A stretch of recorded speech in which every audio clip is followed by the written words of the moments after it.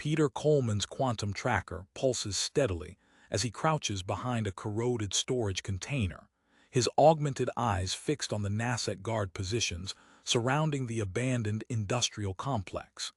His daughter Sarah's beacon signal originated from inside along with 7 other human captives.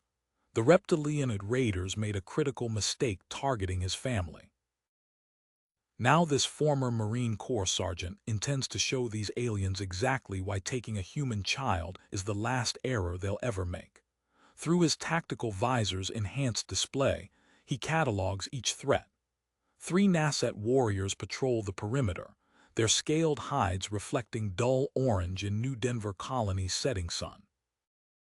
Their bulky combat harnesses carry stolen Federation military gear, not the typical equipment of simple raiders. This is a coordinated operation. Peter's neural implants interface smoothly with his weapon systems as he methodically unpacks his tactical gear. The prototype sonic disruptors, which he helped develop specifically to target NASA auditory weaknesses during his military service, slide silently into position, each one carefully placed to create overlapping kill zones. Movement near the reinforced storage unit draws his attention. A female NASA younger than the others emerges carrying medical supplies. This must be Elva, the medic he observed earlier treating captives with an uncharacteristic gentleness for her species. Through his visor, he watches her slip inside where Sarah is being held. The Warchief Karstak stalks past, barking orders in the harsh clicking language of the NASA. Peter's translation software renders the meaning. Transport arrives in 3 hours. Prepare the breeding stock for transfer. The words make his trigger finger twitch, but years of combat experience hold him in check. The NASA view humans as soft creatures, useful only for labor and experiments. They're about to learn how wrong they are. Night falls over the colony world as Peter completes his preparations. The complex's automated defenses remain disabled, another sign of the raiders' sophistication. But they never planned for a father with decades of combat experience and cutting-edge military augmentations hunting them. Their arrogance will be their downfall. The quantum tracker pulses faster as Sarah moves within the storage unit. Peter checks his weapons one final time. The NASA's main transport vessel will return soon to collect their cargo. He has less than 3 hours to rescue his daughter and the other captives, dealing with any NASA who stand in his way. For creatures who pride themselves on being apex predators, they're about to discover they've made a deadly miscalculation in targeting human prey. Peter activates his combat systems and begins his approach. These alien brutes tried to kidnap his daughter. Now they'll learn why that was the worst decision they could have made. Peter released 3 micro-drones from his tactical harness, the tiny machines lifting silently into the darkening sky. Their quantum-linked feeds projected directly onto his augmented vision, painting thermal signatures across the industrial complex in vivid reds and oranges. The drones mapped 14 NASA heat signatures moving through the facility, their distinctive thermal patterns marking them clearly against the cooler background. The 8 human biosignatures clustered in the storage unit pulsed with a slower rhythm. Sarah's among them. Her quantum tracker signal aligned perfectly with one of the thermal signatures, confirming her location. Peter's augmented fingers moved with practiced efficiency as he positioned sonic disruptor charges around the complex's perimeter.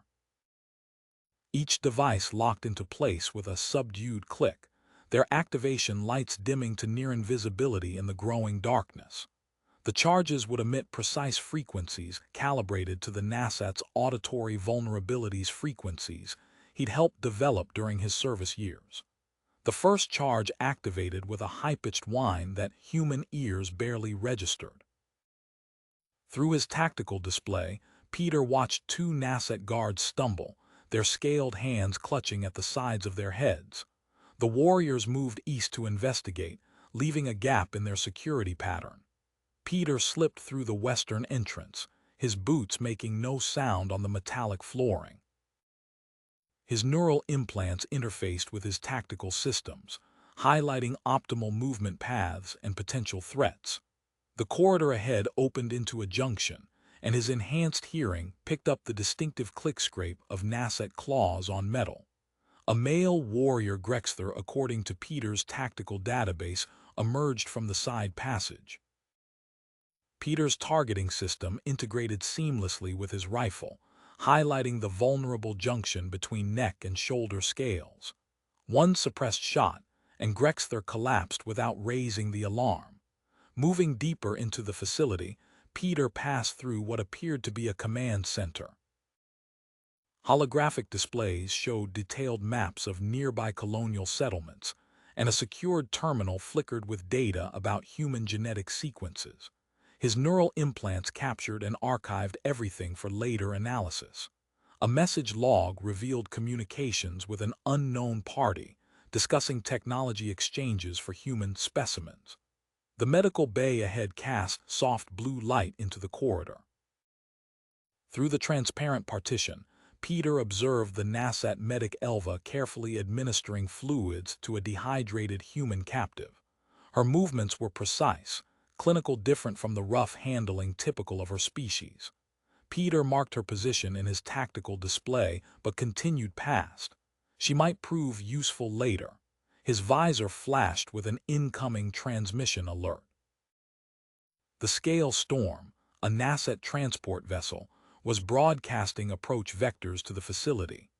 Peter's tactical systems decoded the transmission: 20 additional warriors aboard, and the ship would arrive in 30 minutes instead of the planned 3 hours. Time compressed around him as he moved toward the storage unit holding Sarah. The original plan required revision. He'd need to accelerate his timetable significantly. The sonic charges he'd planted would serve as more than just distractions now. They'd need to become part of a more aggressive extraction strategy.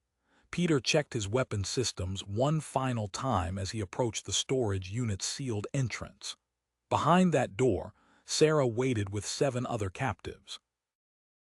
Above, the microdrones continued their silent patrol, tracking Nasat movements throughout the complex. 20 minutes remained until the Scale Storm's arrival would turn this precision rescue into a far messier engagement. Peter's neural implants flashed red as the Scale Storm's arrival time updated. 20 minutes had become 10. He activated all remaining sonic disruptors with a neural command, flooding the facility with precisely calibrated frequencies. Through his tactical display, he watched Nasat warriors collapse, their armored plates vibrating as the sound waves assaulted their sensitive audio receptors. He sprinted down the main corridor, boots silent on the metal flooring. His enhanced hearing picked up the sounds of scaled bodies hitting the ground, interspersed with clicks of distress. The storage unit's environmental systems hummed to life, beginning their shutdown sequence. Sarah's biosignature showed elevated heart rate and dropping body temperature. A massive form emerged from a side passage: War Chief Karstak. The Nasat leader stood upright, unaffected by the sonic assault. Cybernetic implants gleamed at the bases of his audio receptors. The 8-foot warrior's crimson scales bore deep scarring from countless battles. "Your frequencies cannot harm me, human," Karstak clicked, ripping a support beam from the wall. "I've upgraded specifically to hunt your kind." Peter dropped into a combat stance as the beam whistled through the air. He ducked under the swing, using the corridor's confined space to stay inside the Nasat's reach. His augmented fist struck a junction between scales, drawing a hiss of pain. Karstak countered with a sweeping blow that caught Peter's tactical visor, shattering the display. Static filled Peter's vision as backup systems engaged. The neural feed fragmented, showing pieces of biosignature data. Sarah's readings spiked again as the temperature dropped further. "Your daughter's genetic profile is perfect," Karstak said, pressing his attack. "Our human partners identified her compatibility. The next generation of warriors will be superior." Peter weaved between strikes, analyzing the warchief's movement patterns. The The Nasset's augmented strength made each blow potentially lethal, but his attacks followed predictable arcs. Combat experience told Peter to wait for the right moment. Movement caught his attention. Elva emerged from the medical bay, racing toward the storage unit's control panel. Her claws flew across the interface as she input override codes. Karstak noticed too. "Traitor!" he roared, turning slightly. Peter seized the opening. He ducked another swing and maneuvered the warchief under a damaged section of ceiling. His last sonic charge detonated, bringing down a cascade of metal and debris. Karstak vanished under the collapse with a roar of rage. The storage unit's door slid open. Elva guided weakened humans into the corridor while checking vital signs. Sarah emerged supporting an elderly man, her face pale but determined. "Dad," she called out. "The transport arrives in 8 minutes," Elva clicked rapidly. "They carry plasma cannons and breaching charges. There's a reinforced bunker 3 levels down designed for orbital attacks." Peter's neural feed stabilized enough to show multiple Nasset signatures recovering from the sonic assault. The Scale Storm's landing sequence had begun, its sensors already mapping the facility's compromised defenses. "Show us the way," Peter said to Elva, gathering Sarah close. "We need defensible ground before that ship lands." The medic led them toward a concealed lift shaft as klaxons began to wail throughout the facility. Above, the Scale Storm's engines grew louder, heralding the arrival of 20 more Nasset warriors. Peter checked his remaining ammunition, calculating angles and choke points. The next few minutes would determine if his rescue mission became a last stand. "This way," Elva clicked, leading them toward a maintenance access panel. Peter moved swiftly ahead of the group, his neural interfaces scanning for threats as Sarah helped support the elderly colonist beside her. Marcus Harris and Robert Torres, former military men Peter recognized from the colony's defense roster, took up protective positions on the flanks without needing orders. The maintenance shaft stretched downward into darkness, lit only by occasional emergency strips. The group descended in tense silence, their footsteps echoing off metal walls designed for robotic service units. Peter's enhanced hearing picked up the sounds of combat boots on metal above the remaining Nasset warriors regrouping from the sonic assault. A clatter of scaled feet on metal brought Peter's weapon up. 3 Nasset warriors appeared at the junction ahead, their weapons already tracking toward the group. Peter's first shot caught the leftmost guard in the neck seam of his armor, dropping him instantly. The second went down to a precise burst to the thoracic plate junction. The third warrior swung around the corner, aiming for the civilians but never completed his attack. Elva moved with startling speed, a stolen nerve disruptor appearing in her clawed hand. The weapon discharged with a sharp crack and the warrior collapsed mid-stride. "Federation intelligence," she explained, catching Peter's questioning look. 8 months embedded with this cell. They never suspected a female would be an operative. Sarah worked quickly at the bunker's access terminal, her fingers flying across the interface. "The architecture matches colony standard," she said, eyes scanning lines of code. "Dad, remember those backdoor vulnerabilities you showed me last year?" Peter nodded, covering the corridor as Sarah bypassed the secondary firewalls. Above them, the Scale Storm's engines grew louder. The facility shuddered as the ship's weapons powered up. The bunker door slid open with a hydraulic hiss. Inside, Peter immediately spotted the weapons cache and communications array. He directed Harris and Torres to begin fortifying the entrance while he examined the prototype shield generator's Federation technology he'd heard rumors about during his service. "Download complete," Elva announced from the secure terminal. "Names, locations, contact protocols for the human collaborators, everything." Warning klaxons blared as automated systems began failing. Life support indicators shifted from green to amber across the control displays. Sarah moved to a secondary console, fingers dancing across the controls. "Power grids cascading," she reported. Life support's tied into the main reactor. When it goes, 40 minutes of air after that, Peter calculated, checking the environmental readouts. The thermal scanners showed multiple signatures converging on their position. They had less than 30 minutes before the NASAT forces reached them.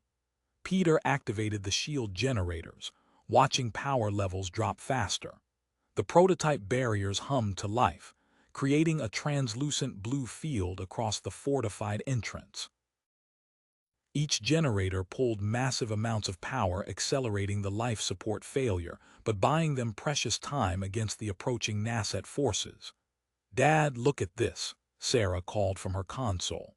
She'd pulled up the bunker's power distribution grid, highlighting emergency backup systems. "If we reroute through the auxiliary coolant pumps—" Harris interrupted from his position at the barrier. Movement in the corridor. Multiple hostiles approaching from both directions. Through the shield barrier, Peter watched Karstak appear at the far end of the corridor, flanked by fresh warriors in gleaming combat gear. The warchief's scales bore scratches from the earlier calving, but his cybernetic implants gleamed as he assessed the barrier. "Fascinating technology," Karstak clicked, studying the shield. "Our human partners will be pleased to examine it after we finish here." The communications array hummed behind Peter, ready to broadcast their evidence to Federation channels. But activating it would give away their exact position to both colonial authorities and the approaching NASAT forces. The power systems continued their cascade failure as Sarah worked to reroute critical systems through backup circuits. The sound of cutting torches echoed through the maintenance shafts. The NASAT were creating alternate access points to the bunker level. Peter checked his remaining ammunition and studied the shield generator readouts. They had minutes before the barriers failed or the air ran out, whichever came first. Peter's tactical display flashed with power consumption data from the bunker's systems. Life support indicators continued their steady decline toward critical levels. He accessed the bunker's schematics through his neural interface, scanning for options.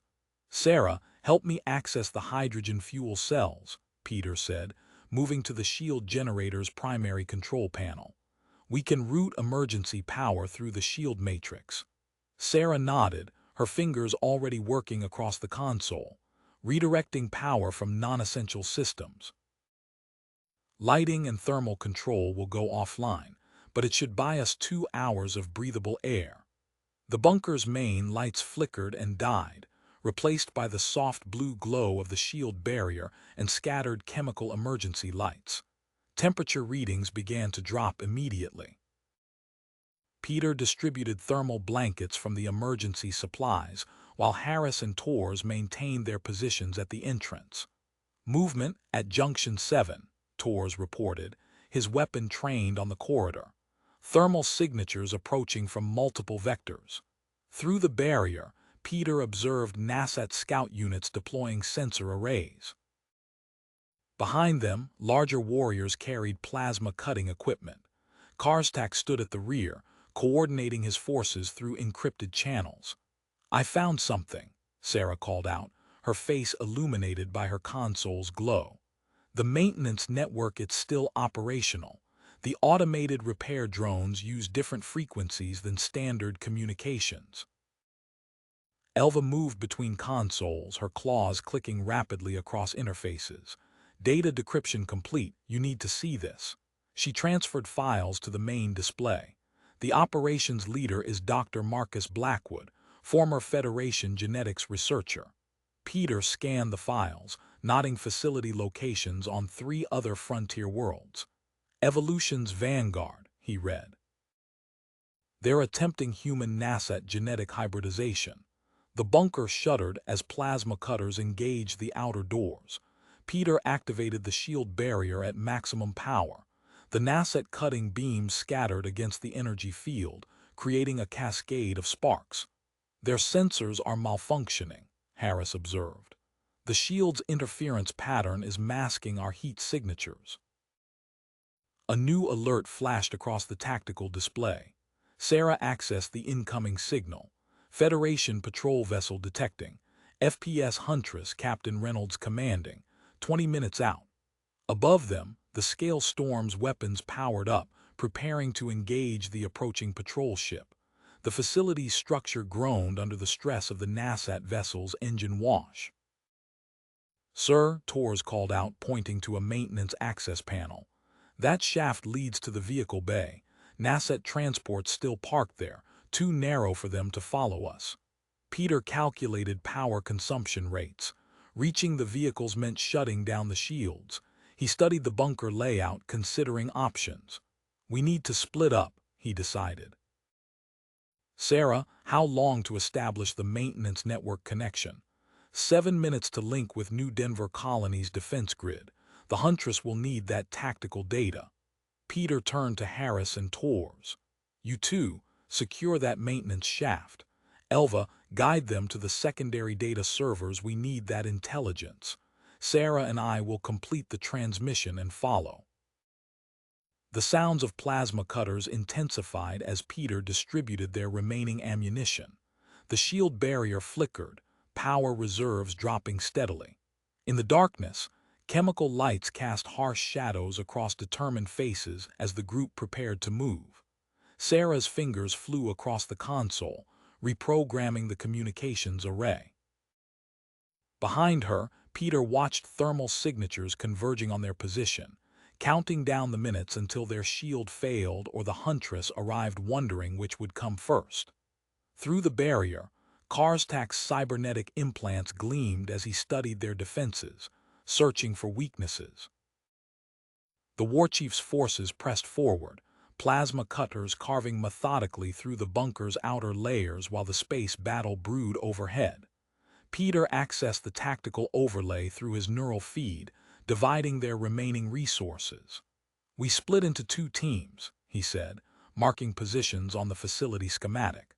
"Alpha team with me will secure the vehicle bay. Bravo stays here to complete the transmission." He distributed weapons and supplies while outlining assignments. Harris and Torres would anchor Bravo team's defense of Sarah's position. Elva and 3 of the more mobile survivors would join Alpha for the push to the vehicles. "Maintain calm silence unless critical," Peter instructed as his team prepared to move. "Sarah, how long for the transmission?" 7 minutes minimum to establish the link. She worked rapidly across multiple interfaces. "Torres, I need those emergency cells repositioned to boost the signal strength." Torres nodded, already moving to the power distribution panel. The shield barrier flickered as another plasma burst scattered across its surface. Peter led Alpha Team through the maintenance access panel, dropping into a service corridor lit by strips of red emergency lighting. The passageway hummed with activity. Automated maintenance drones continued their programmed routines, rolling past on scheduled rounds. A proximity alert flashed in Peter's neural feed. He raised his fist, halting the team as NASAT biosignatures registered ahead. The maintenance bots rolled past their position, their sensors ignoring the crouched humans while marking scheduled repair tasks. "The drones," Elva clicked softly.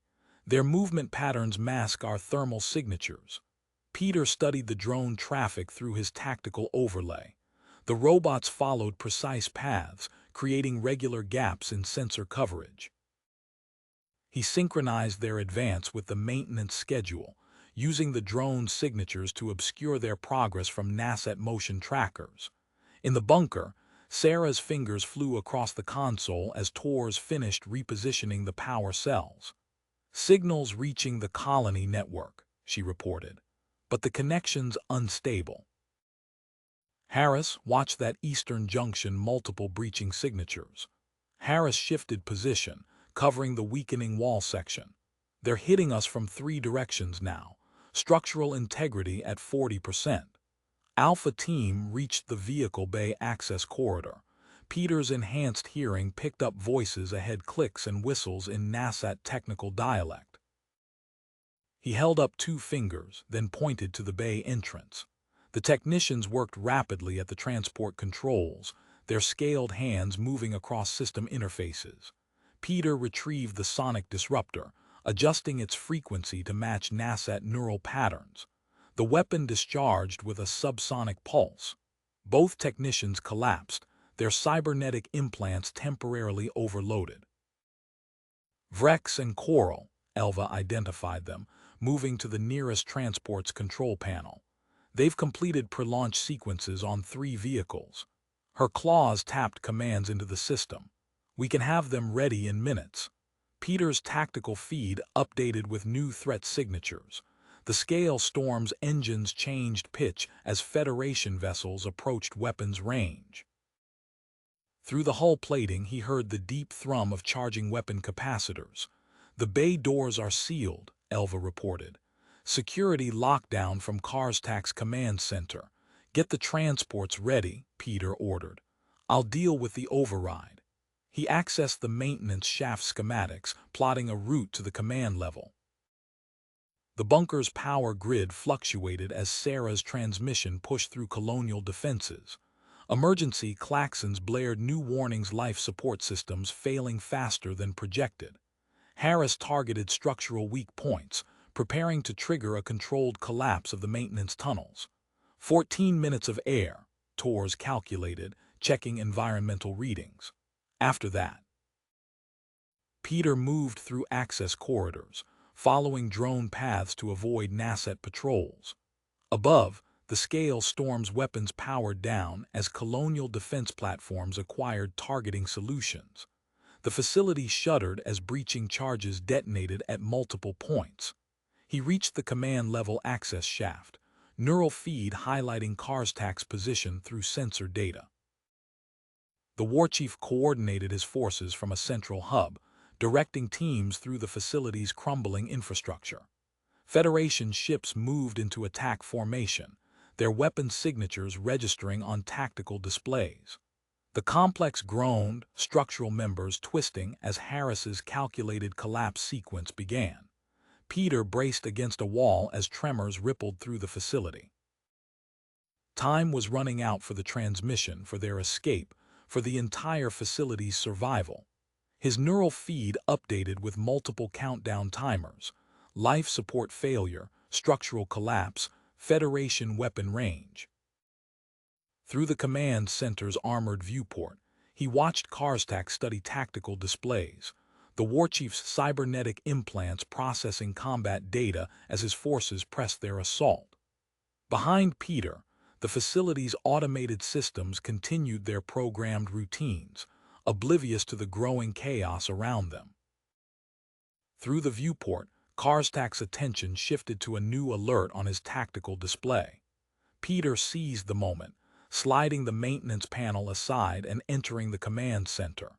His neural feed synchronized with the facility's systems, flooding his awareness with streams of tactical data. His fingers moved across the command console, initiating emergency protocols. The vehicle bay door controls flashed green as override commands cascaded through security systems.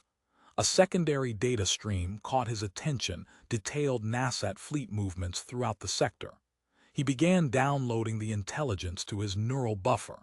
The floor shuddered as another breaching charge detonated. Stress fractures spread across the reinforced walls, Durasteel groaning under the combined assault of explosives and Harris's calculated tunnel collapse. Peter accessed Karstak's personal console, locating the data core that contained Evolution's Vanguard's operational archives. The device disconnected with a soft click. His neural feed updated with Team Bravo's status. Sarah's transmission reached full bandwidth just as the life support indicators flatlined. Through security feeds, he watched Harris and Tors guide the survivors into maintenance crawl spaces, using structural damage as cover. 2 NASAT warriors trapped in Section 4, Sarah's voice came through the tactical channel. We can't leave them. Tors' reply carried urgency. Air's gone. We don't have time. Help me with this beam, Sarah interrupted, already moving to assist the injured aliens. Above, the Scale Storm's energy signature shifted as Federation vessels opened fire. The Nasset ship's ground support systems powered down as shields absorbed the assault. Peter's neural feed registered Elva's activity in the vehicle bay transport IFF codes, rewriting themselves to match evacuation protocols. Heavy footsteps approached the command center. Peter turned as Karstak entered with 4 guards, their cybernetic enhancements gleaming in the emergency lighting. The warchief's anterior claws extended, clicking against the deck plating. Peter ducked behind a console as plasma bolts scarred the wall behind him. His neural feed highlighted structural weak points, mapping paths through the failing command center. A support beam crashed through a monitoring station, forcing 2 guards to leap aside. Peter rolled beneath their plasma fire, closing distance. His combat training took over. A quick strike disabled 1 guard's knee joint. He used the falling Nasset's momentum to redirect it into its companion. Both warriors crashed through damaged equipment panels. Electrical discharges from the ruined systems interfered with their cybernetic systems. Karstak charged, cybernetic claws slashing. Peter sidestepped, allowing the warchief's enhanced strength to carry him into a cracked support column. The impact sent tremors through the weakened structure. Warning klaxons blared as more stress fractures appeared. Peter accessed the power distribution node through his neural interface. Energy levels spiked beyond safety parameters. The resulting electromagnetic pulse washed through the command center, overloading cybernetic systems. The Nasset warriors stumbled, their enhanced reflexes failing as implants reset. Vehicle bay secure, Elva's voice came through his tactical channel. 2 rescued warriors provided authentication codes. Transport systems prepped for launch. The main power grid failed as Peter reached the vehicle bay. Emergency lighting cast red shadows across 3 idling transports. Sarah directed survivors aboard while Harris and Tors covered the entrance. Federation dropship signatures appeared on tactical displays, descending through upper atmosphere. Containment protocols engaging, the facility's automated systems announced. Emergency bulkhead sealing sequence initiated. Time to lockdown, 9 minutes 40 seconds. More Nasset warriors entered the bay, retreating from collapsing sections. The rescued warriors stepped forward, transmitting authentication codes. Security barriers deactivated, clearing their exit path. Transport 1 loaded, Sarah reported from the lead vehicle's controls. 2 and 3 boarding now. Peter's neural feed tracked Federation dropships against the Scale Storm's orbital position. The Nasset vessel's hull blazed with weapons fire but maintained its defensive screen. Their window for escape narrowed with each passing second. The facility's automated warnings continued their countdown as the last survivors boarded. Through the transport's viewport, Peter watched emergency bulkheads begin their inexorable descent. Above, Federation ships pressed their attack, driving the Scale Storm back from the colony's defensive perimeter. The next few minutes would determine if their appropriated transports could slip through the chaos of battle. Sarah's hands moved across the navigation controls, plotting their escape trajectory. All systems nominal, awaiting launch clearance. The transport's engines hummed to life as Peter transferred Karstak's data core to the secure storage compartment. His neural feed updated with targeting data from the orbital engagement, calculating their optimal departure window. The vehicle bay's emergency lights shifted from red to amber, marking the final phase of containment protocols. The amber lights cycled to green as Peter engaged the transport's launch sequence. All vehicles, execute staggered departure pattern, he transmitted, the transport's engines building to full power. The deck plates vibrated beneath their feet as the lead vehicle lifted off. 3 transports accelerated through the closing bay doors in precise intervals, their hulls scraping against the narrowing gap. The pre-dawn darkness enveloped them as they emerged into the colony's outskirts. Through the viewport, Federation ships exchanged fire with the Scale Storm, energy weapons painting the sky in harsh flashes. Peter wrestled with the transport's controls, the vehicle's responses sluggish under his commands. "These controls are calibrated for Nasset physiology," he said, compensating with extended control inputs. "Sarah, I need structural readouts." Sarah's fingers danced across the engineering interface. Hull stress at 60%. The frame wasn't designed for these maneuvers. Behind them, Nasset pursuit vehicles launched from secondary bays. Peter guided their transport between factory complexes, using the industrial infrastructure as cover. The Scale Storm's ventral weapons tracked their movement, plasma bolts impacting nearby structures. "Harris, status." Peter transmitted as their formation weaved through the manufacturing district. "Taking fire," Harris responded. "Transport 2's starboard stabilizers are damaged, speed reduced to 80%. Tor's voice cut through the channel, moving to defensive position, providing cover for Transport 2. The neural feed displayed Lieutenant Commander Walsh's transmitted coordinates. Federation dropships established a defensive line around New Denver's primary settlement, ground teams deploying anti-vehicle weaponry at strategic points. Elva accessed the medical broadcast frequencies, transmitting emergency protocols. Her claws tapped rapid commands, mixing legitimate evacuation codes with false signals. The tactical display showed several pursuit vehicles breaking formation, their pilots confused by the contradictory medical alerts. Peter banked their transport toward the automated mining quarries, the massive excavation machines continuing their programmed operations.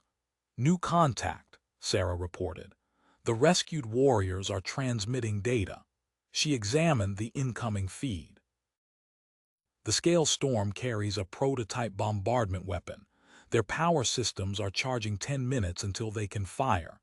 Peter calculated vectors through his neural interface. Time to Federation perimeter at current speed, 12 minutes. He studied the quarry's shifting topography. "We'll use the mining operations for cover." Their transport dove between moving excavators, mechanical arms swinging overhead with precision timing. Behind them, larger Nasset pursuit vehicles struggled to match their maneuverability. Debris from the mining operations peppered their hulls. "Transport 2 taking critical damage," Harris transmitted. "Excavator debris has compromised our engine housing." Tor's vehicle shifted position, using its mass to shield Harris's damaged transport. Federation ground forces launched illumination flares, the brilliant light overwhelming Nasset targeting systems. Peter guided their formation through the temporary advantage, closing distance to the defensive perimeter. The Scale Storm's energy signature shifted as its weapon systems built power. Federation vessels adjusted their orbital positions, spreading their formation to counter the bombardment threat. The tactical display highlighted gaps in their coverage of the ground engagement. Sarah monitored the structural readouts as their transport pushed through another series of tight maneuvers. "Hull integrity dropping. We need to reduce stress on the frame." Two paths displayed in Peter's neural feed: a direct route to the Federation lines exposed to pursuit fire, or a continued course through the quarries that would leave them vulnerable to orbital strike. The Scale Storm's weapon charge reached 70% as Karstak's forces regrouped for a final pursuit effort. Federation anti-vehicle emplacements powered up ahead, their targeting signatures registering on tactical displays. Walsh's ground teams established firing solutions on the approaching Nasset vehicles. Through the viewport, the first rays of dawn illuminated the mining quarry's mechanical maze. The transport's frame groaned as Peter initiated another evasive sequence, the survival of 3 vehicles worth of passengers hanging on their next choice of direction. Peter's neural interface flashed with a tactical solution. "Harris, take Transport 2 directly to Federation lines. Tors and I will draw their pursuit through the quarry." "Copy that," Harris transmitted as his damaged transport broke formation, angling toward the defensive perimeter. Two Federation ground units detached from Walsh's position, their vehicles accelerating to provide escort coverage. Portable shield generators activated, projecting protective fields around Harris's transport. Peter accessed the mining facility's control systems through Karstak's stolen codes. The quarry's massive excavators responded to his commands, their programming overwritten with new movement parameters. Mechanical arms swung into defensive configurations, creating mobile barriers between the remaining transports and their pursuers. Tors, maintain formation distance at 30 meters, Peter transmitted. Use the excavators for cover. Tor's transport dropped into position, its engines whining as he executed a series of precise maneuvers between the moving machinery. Like driving supply routes during the border conflicts, he said, his vehicle sliding through a gap barely wide enough to accommodate its hull. The neural feed updated with the scale storm status. Energy readings from the prototype weapon reached 85% charge capacity. Federation vessels concentrated fire on the ship's starboard engine array, forcing it to break firing position as damage control systems engaged. Sarah's hands moved across the sensor interface. Multiple power spikes in pursuit vehicles. They're overloading their cores. Protocol Omega, Elva said, her claws tapping rapidly through data streams. Karstak is turning them into suicide weapons. She transmitted a data packet, found something in the medical archives, evidence of successful human Nasset hybrid embryos, multiple facilities. The transport shuddered as debris from a nearby excavator impacted their hull. Peter guided them deeper into the quarry, neural feed tracking the pursuing vehicle's erratic energy signatures. Each overloading core registered as an expanding sphere of potential destruction. Sarah's sensors swept the surrounding terrain. Underground maintenance tunnel detected. It connects to New Denver's utility network. She highlighted the entrance on their tactical display. Buried under mining debris, but the reinforcement could protect us from both pursuit and orbital fire. Through the viewport, Peter watched Tor's transport weave through the excavator array, drawing fire from 3 pursuing vehicles. The Nasset suicide weapons accelerated, their cores reaching critical levels. Peter initiated a complex sequence of excavator operations, programming the machines to clear the tunnel entrance. His neural feed calculated timing intervals as massive scoops of debris shifted aside. Transport 2, reaching Federation lines, Harris transmitted. Walsh's teams have established containment positions around the quarry perimeter.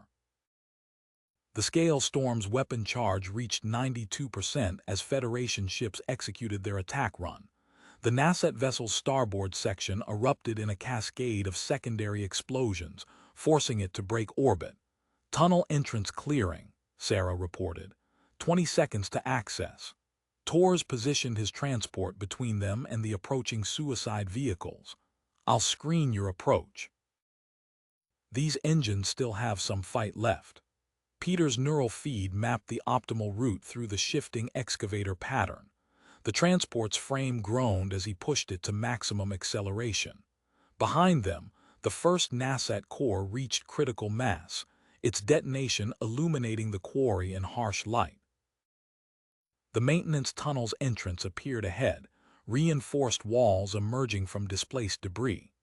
Peter engaged emergency thrusters as Tor's covering fire forced 2 suicide vehicles to adjust their approach vectors.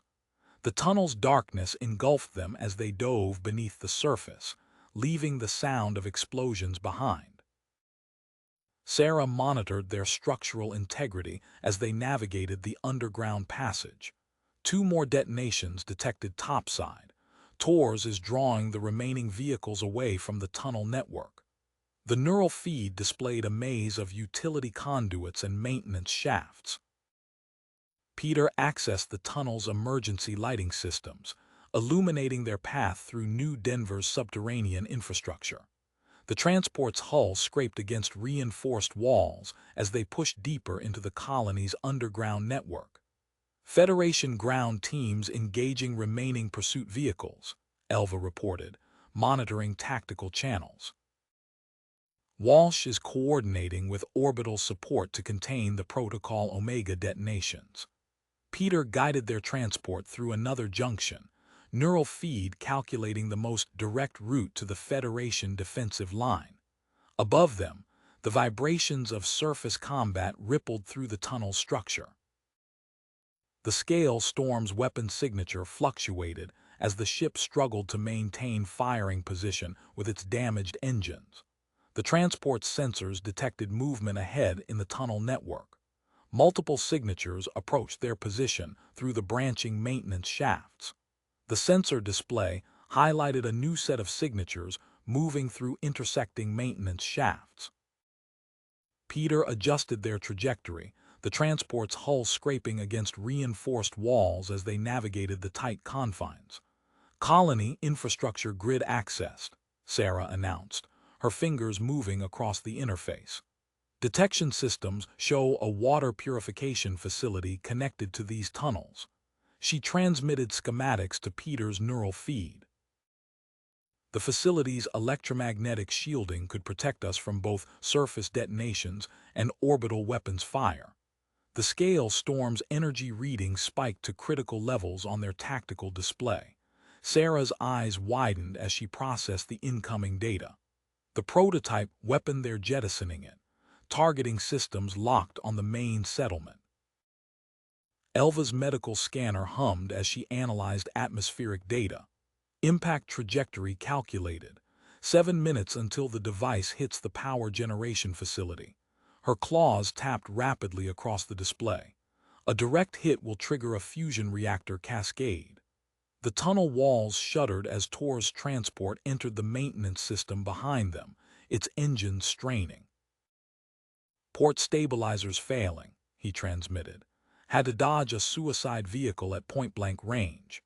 Peter's neural feed lit up with an incoming transmission from Colony Engineering. Chief Davidson's voice cut through the static. "This is New Denver Control. I'm sealing specific tunnel sections to contain the blast wave from those overloading cores. Transmitting safe corridor parameters now."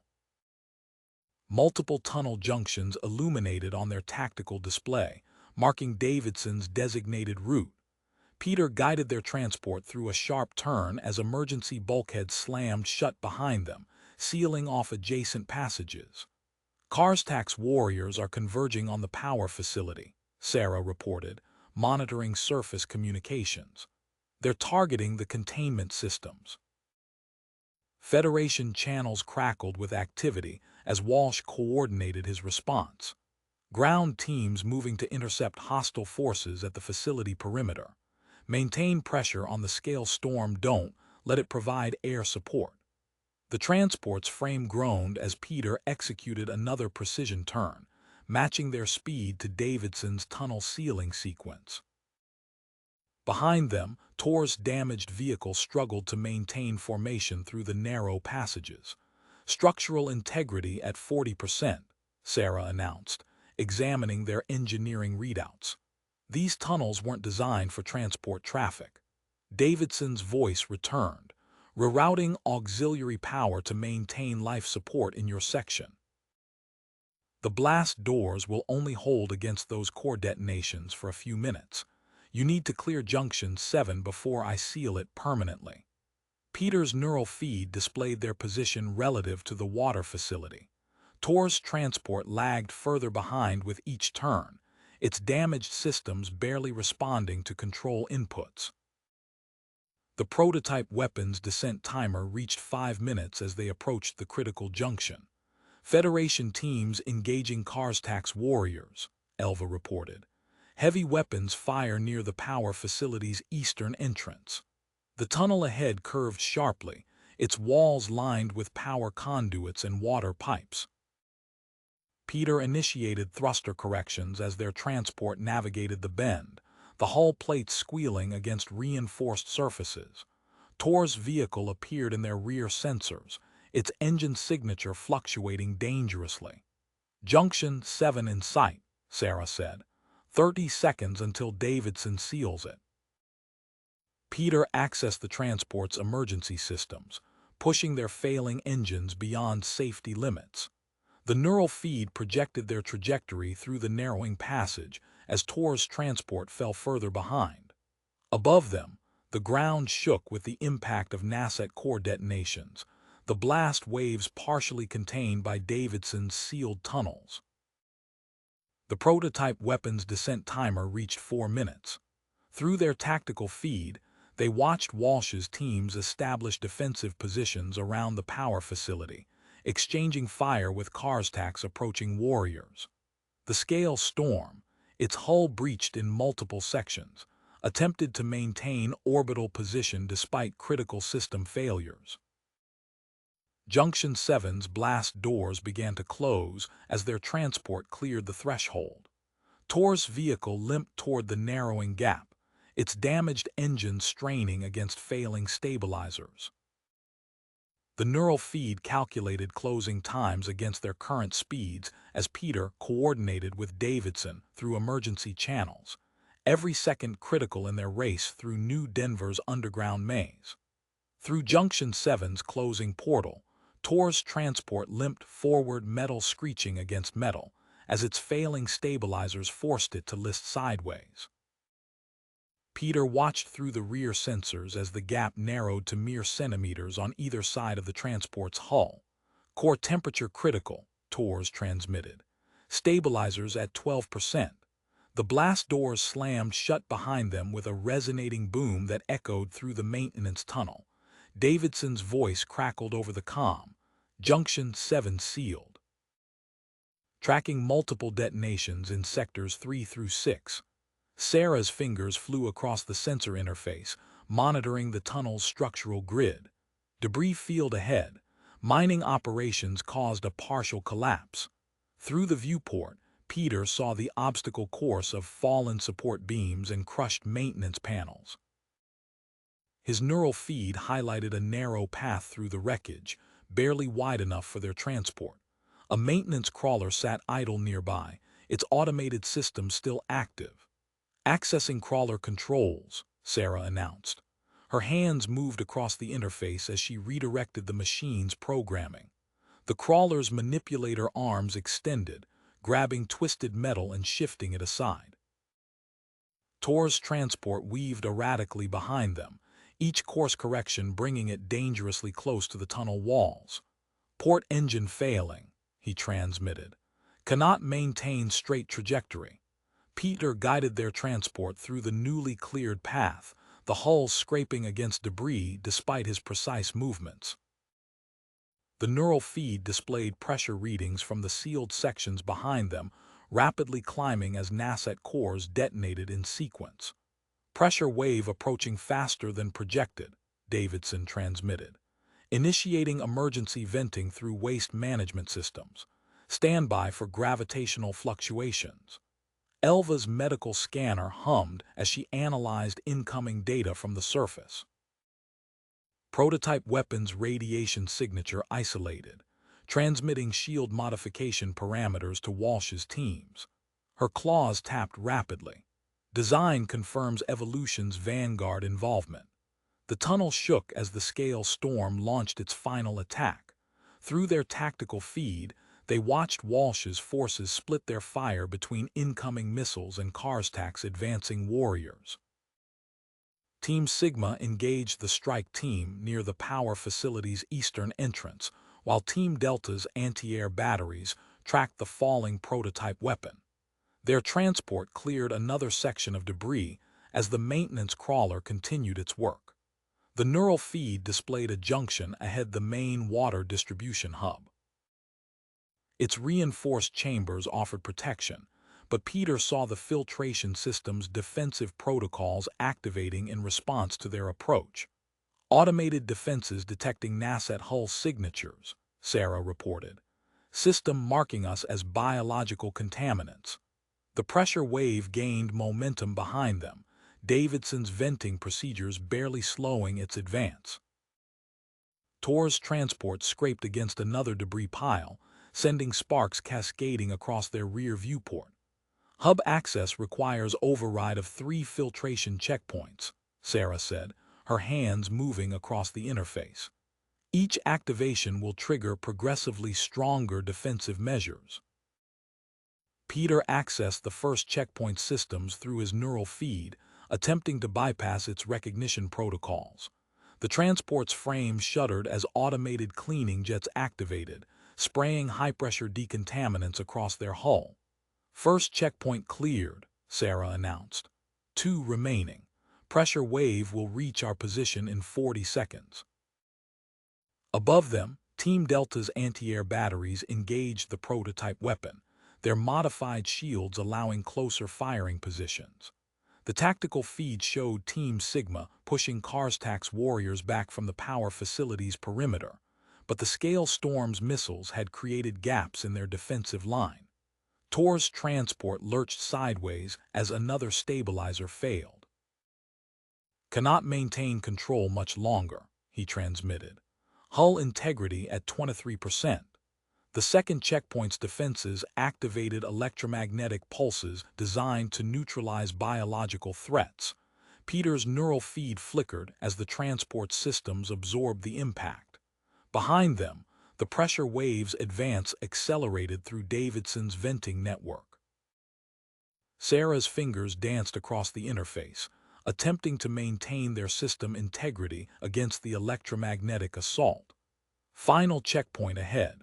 Hub chambers will seal automatically once we're inside. The neural feed displayed the approaching pressure wave's velocity alongside the prototype weapon's descent timer. 2 threats converging from different vectors, both capable of destroying their transports if they failed to reach the hub's protection in time. Peter initiated the final checkpoint's override sequence as Tor's transport cleared the electromagnetic barrier, its systems barely functioning. The hub's massive filtration doors began to open, revealing the reinforced chamber beyond. The pressure wave's roar grew louder, Davidson's venting systems overwhelmed by its intensity. Peter pushed their engines to maximum thrust as the final checkpoint's defenses prepared to engage, racing against multiple countdown timers in his neural feed.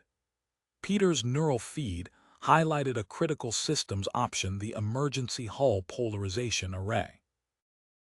His fingers moved across the interface, redirecting power from non-essential systems. The transport's hull emitted a low-frequency hum as its molecular structure temporarily realigned to match the filtration system's accepted patterns. "Hull polarization active," Sarah announced, monitoring the power drain. 12 seconds until system failure. Their transport accelerated through the final checkpoint. The defensive protocols registered their modified signature and remained dormant as they passed. Tor's vehicle followed in their wake, riding the edge of their polarization field. Above them, the tactical feed displayed Sergeant Hayes's team engaging Karstak's strike force. The Federation soldiers deployed portable shield generators in a standard defensive pattern, creating overlapping fields of protective energy 300 meters from the power facility. "New contact signatures," Sarah reported, studying the sensor data. "Karstak's warriors are using unknown technology." Through their feed, they watched as Nasset warriors phased through Hayes's defensive barriers, their forms briefly translucent before solidifying. Hayes's voice crackled through the comm. "Face-capable hostiles. Adjust fire patterns to compensate." The transport's hull groaned as they entered the water distribution hub's central chamber. Behind them, Tor's vehicle limped through the closing filtration barriers, its stabilizers emitting clouds of plasma from multiple rupture points. "Found something," Sarah announced, her neural interface connecting to the facility's maintenance database. "Emergency pressure release tunnel feeds directly into the agricultural sector. No defensive checkpoints." Lieutenant Harris's targeting data streamed across their tactical display as her Team Delta tracked the prototype weapon. The device's radiation signature created visual distortions around their targeting locks, forcing manual adjustments. "Manual targeting protocols engaged," Harris transmitted, "establishing overlapping fields of fire. Time to impact, 3 minutes 40 seconds. The tunnel walls shuddered as Davidson's emergency protocols activated. Fire suppression foam flooded adjacent passages, creating additional blast dampening against the approaching pressure wave. Their transport's traction sensors registered the changing surface conditions. "Tors, report status," Peter transmitted, watching the damaged transport through rear sensors. "Stabilization failed completely," Tors responded. "Can maintain forward movement but speed limited to 60% nominal." Sarah's hands moved across the interface as she calculated power requirements. "We can generate enough thrust to tow them, but it'll drain our remaining reserves." The tactical feed updated with new threat vectors as the Scale Storm's escape pods launched. 23 distinct signatures appeared, scattering across their descent trajectories. Walsh's voice cut through the calm traffic. "Teams 3 and 4, divert to intercept pods. Priority targets are Evolution's Vanguard personnel." Elva's analysis of the prototype weapon appeared in their neural feeds. "Atmospheric pressure sensitivity confirmed," she reported, examining the device's specifications. "Transmitting modification parameters to Davidson's engineering team."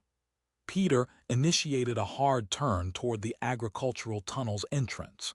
Their transport's frame protested as he extended magnetic grapples toward Tor's vehicle. The connection locked with a metallic clang that resonated through both hulls. "Towing protocols established," Sarah announced. "Rerouting power to compensate for additional mass." Davidson's voice returned. "Environmental control modifications in progress, creating pressure variations at 500-meter intervals." Their combined vehicles accelerated into the agricultural tunnel as the blast wave's roar grew louder. The foam-slick surfaces reduced their traction, forcing Peter to make constant adjustments through his neural interface.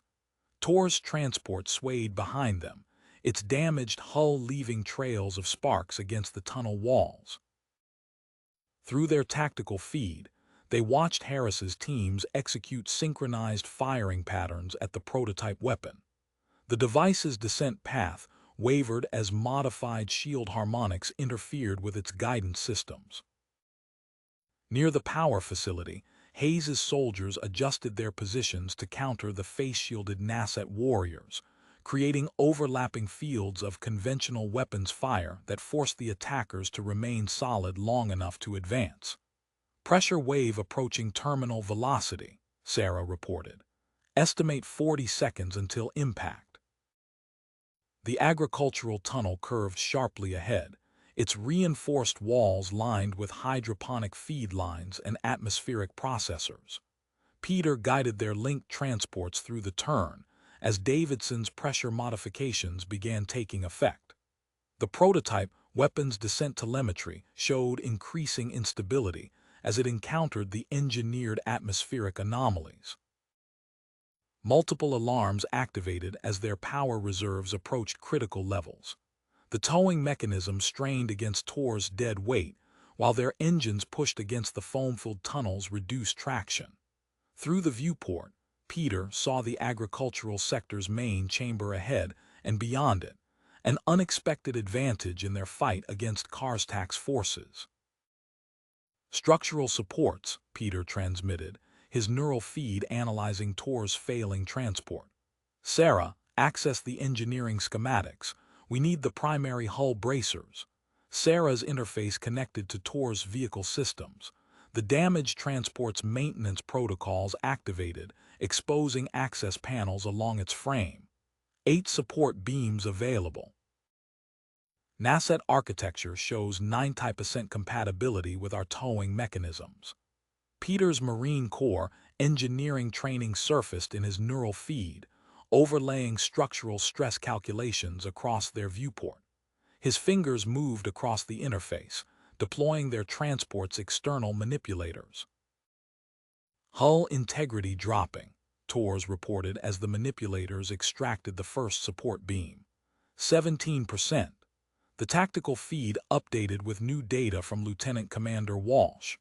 Team Delta's firing positions shifted as Harris coordinated their targeting solutions. Above them, the prototype weapon's descent path encountered the first atmospheric anomalies. Davidson's modifications are working, Elva announced, monitoring the pressure gradients through her medical sensors. Weapon trajectory destabilizing at 3,000 meters. Peter guided their linked transports through another foam-slick turn. The support beams locked into place with pneumatic hisses, creating a rigid framework between the vehicles. Tor's transport steadied, its erratic movements contained by the improvised structure. New contacts, Sarah transmitted.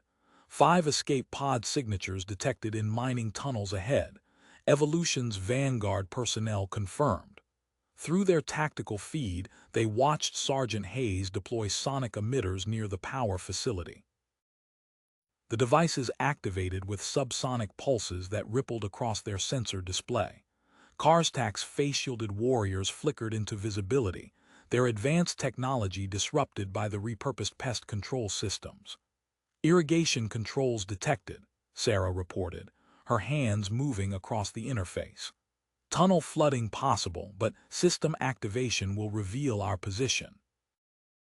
Peter's neural feed displayed a maintenance crawler ahead its robust frame and industrial winch system, offering superior towing capabilities. Between their position and the crawler, water leaked from ruptured pressure lines, creating a hazardous obstacle.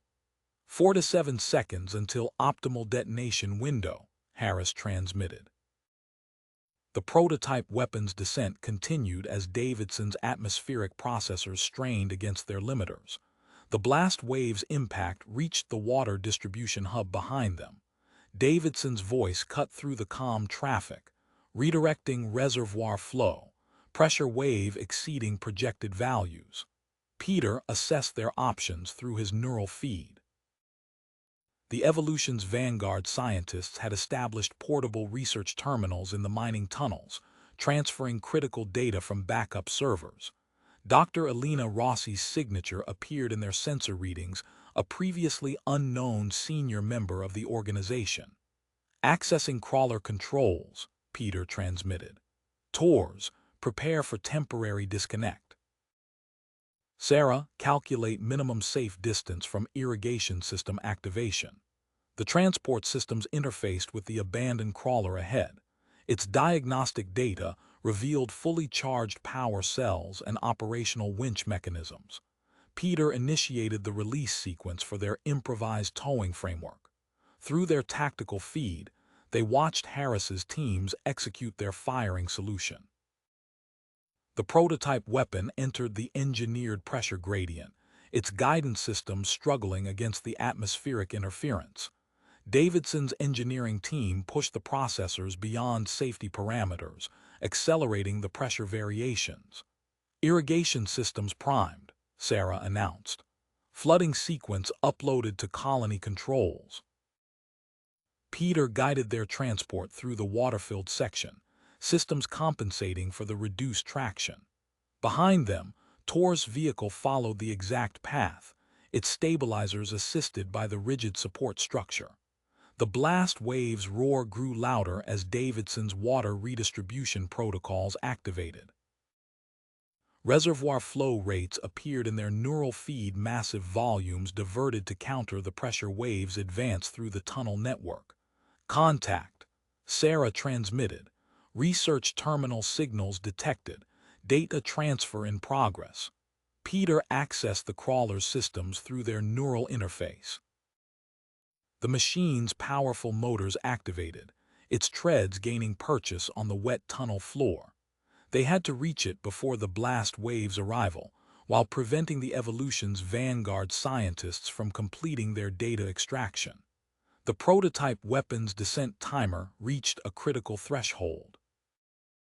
Harris's targeting solutions locked onto the device as it entered the final phase of Davidson's atmospheric trap.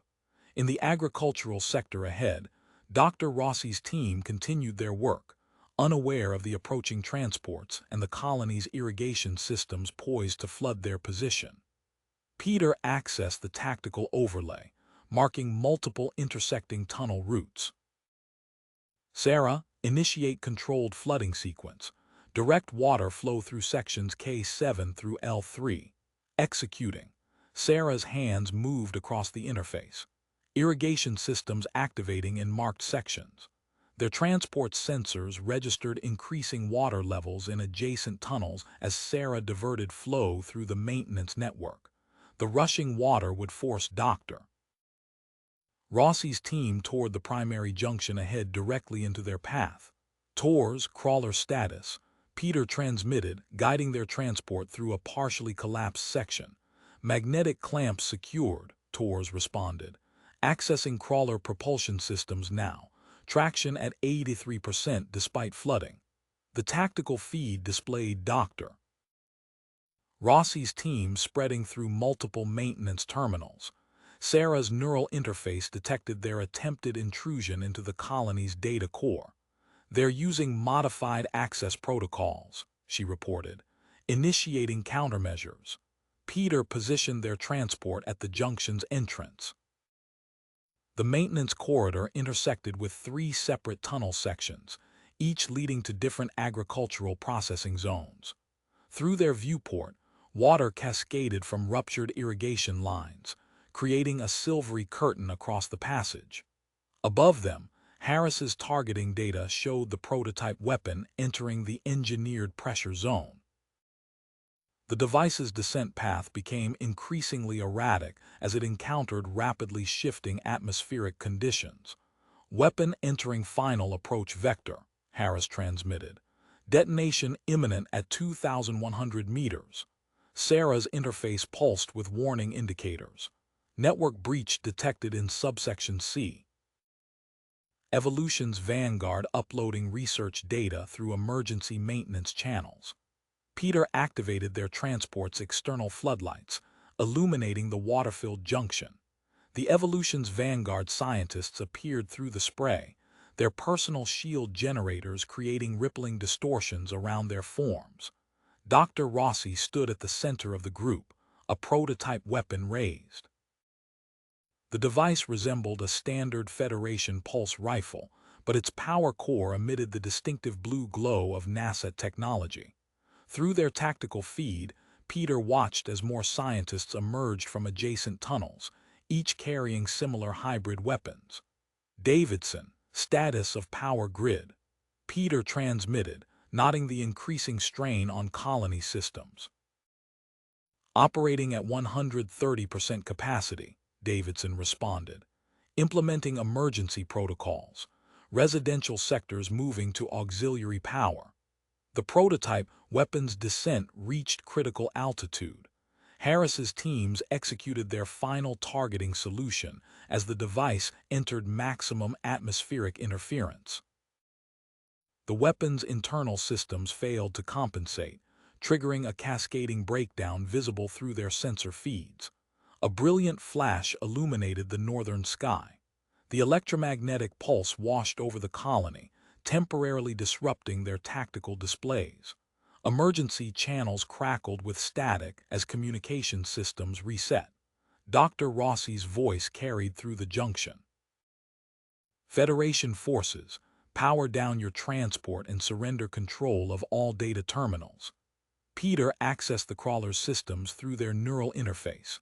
The massive vehicle's treads gained purchase on the flooded tunnel floor, its stabilizers compensating for the increased water flow. TOR's damaged transport remained securely attached, protected by the crawler's robust frame. Sarah's countermeasures isolated compromised network sections, preventing further data infiltration.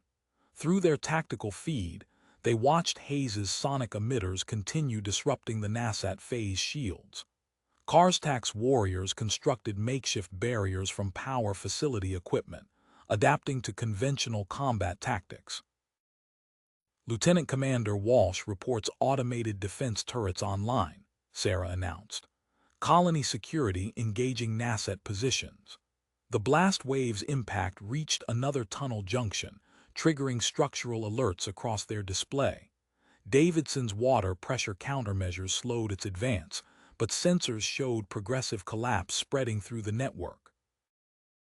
Peter activated their transport's weapon systems. The Evolution's vanguard scientists adjusted their positions, shield generators humming as they established a defensive perimeter around Dr. Rossi.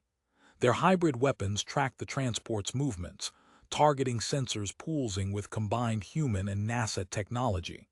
Sarah, access agricultural control systems, Peter transmitted. Prepare to activate all irrigation and fertilizer distribution networks on my mark. The tactical feed updated with Federation ground force positions. Security teams moved through the upper tunnel levels, establishing a containment perimeter around the junction. Walsh coordinated their deployment through emergency channels, positioning units to cut off potential escape routes. Water continued rising around their transport as Sarah maintained pressure in the surrounding tunnels. Dr. Rossi's team held their position, caught between the advancing flood and the Federation cordon. Their research data remained partially uploaded, trapped in Sarah's quarantine protocols as Davidson's engineering team worked to prevent system failures across the colony's strained infrastructure. Through their viewport, Peter watched Dr. Rossi adjust settings on her prototype weapon. The device's power core brightened, its modified targeting system locking onto their transport's position. Behind them, the crawler's massive frame blocked the tunnel, its floodlights creating shifting shadows across the water's surface. Initiating agricultural systems, Peter transmitted. His neural feed accessed the colony's irrigation controls. Sarah, execute flooding sequence. Pressurized water burst from multiple circulation points throughout the junction. Dr. Rossi's team stumbled as the sudden torrent struck their positions. Their shield generators flickered against the onslaught, struggling to maintain cohesion under the intense pressure. The transport lifted slightly, its NASA-derived hull components providing unexpected buoyancy in the rising water. Peter utilized this advantage, maneuvering through the flooded tunnel with precision. The Evolution's vanguard scientists retreated toward the hydroponics sector, their movements constrained by the controlled flood. TORs, deploy crawler support systems, Peter ordered through the comm channel. The maintenance crawler's industrial winch activated with a mechanical whine. Steel cables shot out, anchoring into reinforced sections of the tunnel walls. The mechanism pulled taut, stabilizing a partially collapsed section ahead of their position. Structural integrity at 60%, TORs reported, establishing mobile support framework. Sarah's hands moved across her interface. Detection of automated defense platforms. Evolution's vanguard escape pod signatures correlate with drone deployment zones. Through their tactical feed, they watched as compact aerial units emerged from concealed pods. The drones activated with a distinctive hum, their hybrid targeting systems locking onto the transport's position. Implementing electromagnetic countermeasures, Sarah transmitted. Her fingers accessed the colony's maintenance protocols, generating localized interference fields. The drone's targeting indicators wavered, their sensors struggling against the disruption. Above them, Federation communication channels reported Karstag's forces abandoning their positions at the power facility. Sergeant Hayes's sonic emitters continued pulsing, preventing effective use of phase shield technology. Abandoned NASA equipment littered their retreat path, including valuable data cores. Lieutenant Commander Walsh deploying Specialist Containment Team, Sarah announced. Major Rodriguez's units establishing barrier grid at lower access points. Peter watched through their tactical display as portable containment fields activated throughout the tunnel network. Rodriguez's team methodically sealed potential escape routes, their barrier generators creating an expanding grid of energy fields. Chief Engineer Davidson's voice cut through their comm traffic. Deploying autonomous repair units. Structural foam dispersal initiated at critical support points. Mechanical drones moved through the tunnel network, spraying quick-hardening foam across damaged sections. The material expanded, reinforcing weakened areas while sealing secondary passages. Data burst detected from Scale Storm, Sarah reported. Federation teams beginning decryption. Ship showing signs of imminent reactor failure. Peter accessed tactical data retrieved from Karstak's command core, displaying previously hidden maintenance shafts throughout the agricultural sector. He adjusted their heading, positioning the transport to intercept Dr. Rossi's team before they could reach these concealed exits. The Evolution's vanguard scientists retreated into a hydroponics processing chamber, water surging around their positions. Federation containment fields sealed the chamber's exits, trapping them inside. Through their viewport, Peter watched Dr. Rossi's team attempting to destroy research equipment and data terminals. Sarah's manipulation of the colony's power grid sent a calculated surge through the chamber's systems. Sparks erupted from overloaded circuits, halting the scientists' attempts to purge their data. The rising water reached their waists as Federation forces secured the perimeter above ground. The transport's sensors detected increasing strain on the tunnel network's structural supports. Davidson's repair units worked continuously, racing against progressive collapse spreading through damaged sections. Their tactical display highlighted multiple stress points approaching critical thresholds. Federation containment teams in position, Sarah transmitted. No signs of additional NASAT forces approaching the perimeter. Water continued rising in the hydroponics chamber as Peter positioned their transport near the main entrance. Dr. Rossi's hybrid weapon remained trained on their position, its modified targeting system compensating for the flood's interference. Behind them, the maintenance crawler's support framework held steady, preventing further degradation of the tunnel's integrity. Through their tactical feed, they watched Rodriguez's team establishing additional containment fields around the chamber's secondary access points. The specialist units deployed portable sensor arrays, monitoring for any attempts to breach the barrier grid.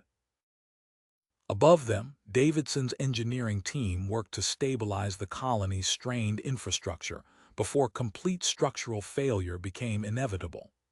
Peter engaged the transport's aquatic drive systems, watching through the viewport as Dr. Rossi's team scattered through the rising water. Their boots splashed against the submerged floor panels as they attempted to maintain control of their equipment. Tors, position the crawler at Junction B7, Peter transmitted. Block their eastern escape route. The massive crawler's engines rumbled through the flooded tunnels. Its bulk created a wave that pushed against the Evolution's vanguard scientists, forcing them deeper into the hydroponics chamber. Water reached their chests as they struggled to keep their research equipment above the surface. Sarah's interface displayed a detailed scan of the abandoned devices floating near the chamber walls. Detecting specialized genetic analysis equipment, she reported. Configuration suggests hybrid DNA sequencing capabilities. Through their tactical feed, Major Rodriguez's teams activated barrier fields at each tunnel intersection. The modified mining shields hummed to life, their energy matrix designed to contain explosive gases now serving to trap Dr. Rossi's group within the flooding chamber. Barrier grid complete, Rodriguez transmitted. Phase shield penetration impossible without critical power expenditure. Dr. Rossi's voice carried across the water. Release experimental package Sigma into the irrigation system. One of her scientists removed a cylindrical container from their equipment pack. The device opened with a hiss, releasing a cloud of nanites into the flood water. Sarah's sensors immediately detected the microscopic machines spreading through the chamber. Davidson, nanite contamination detected in Section 4, Sarah transmitted. Initiating purification protocols, Davidson responded. The chamber's environmental systems activated with a low pulse.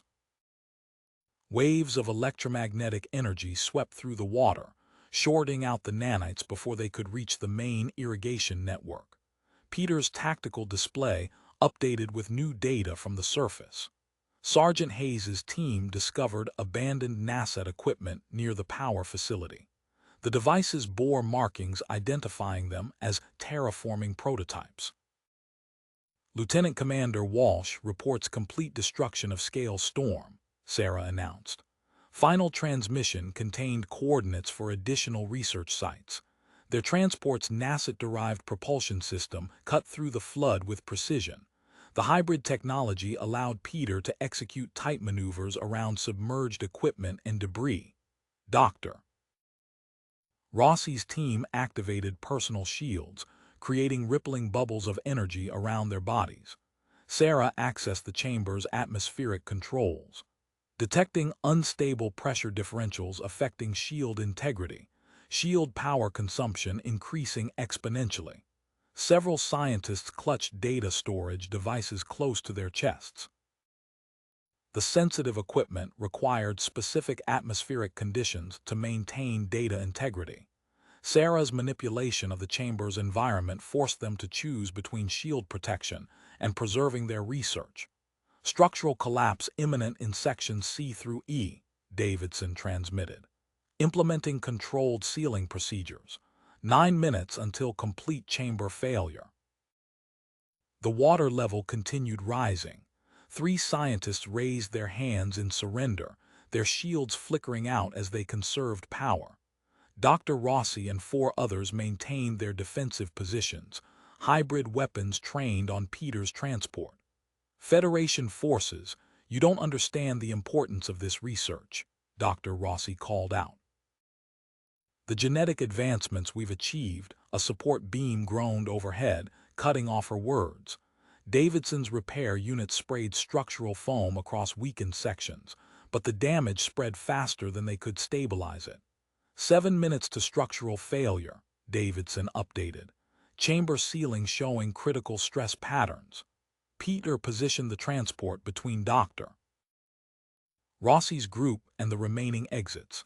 The vehicle's floodlights illuminated the churning water, now reaching the scientists' shoulders. Their shield generators sparked and sputtered as the rising flood interfered with power distribution. Sarah monitored the atmospheric adjustments through her neural interface. 2 more scientists deactivated their shields as the pressure changes threatened to corrupt their data cores. They moved toward the Federation containment teams, hands raised above the water. Dr. Rossi and her 2 remaining loyalists backed against the chamber wall. Their hybrid weapons powered down as they diverted energy to maintain their failing shields. Water lapped at their chins, while Davidson's structural integrity countdown continued its relentless advance. Federation breach teams took positions around the chamber's secured entrances. Their specialized equipment cut through the water's interference, targeting sensors locked on the remaining Evolution's Vanguard members. Peter kept the transport steady as the chamber's support structure emitted another ominous groan. Groan. Activate Sigma protocols, Dr. Rossi commanded, her voice barely audible above the rushing water. The 2 scientists beside her reached for their equipment packs. Their fingers moved across concealed panels, inputting command sequences. Power surged through their prototype weapons, creating a cascading energy pattern that connected with the chamber's distribution nodes. Electrical arcs danced across the water's surface. Multiple backup generators overloaded, their safety systems unable to compensate for the sudden power spike. The Federation containment fields flickered, their energy matrix destabilizing. Peter's tactical display flashed with familiar patterns. He recognized the energy signature from Karstak's command data, a NASA defensive protocol modified for human equipment.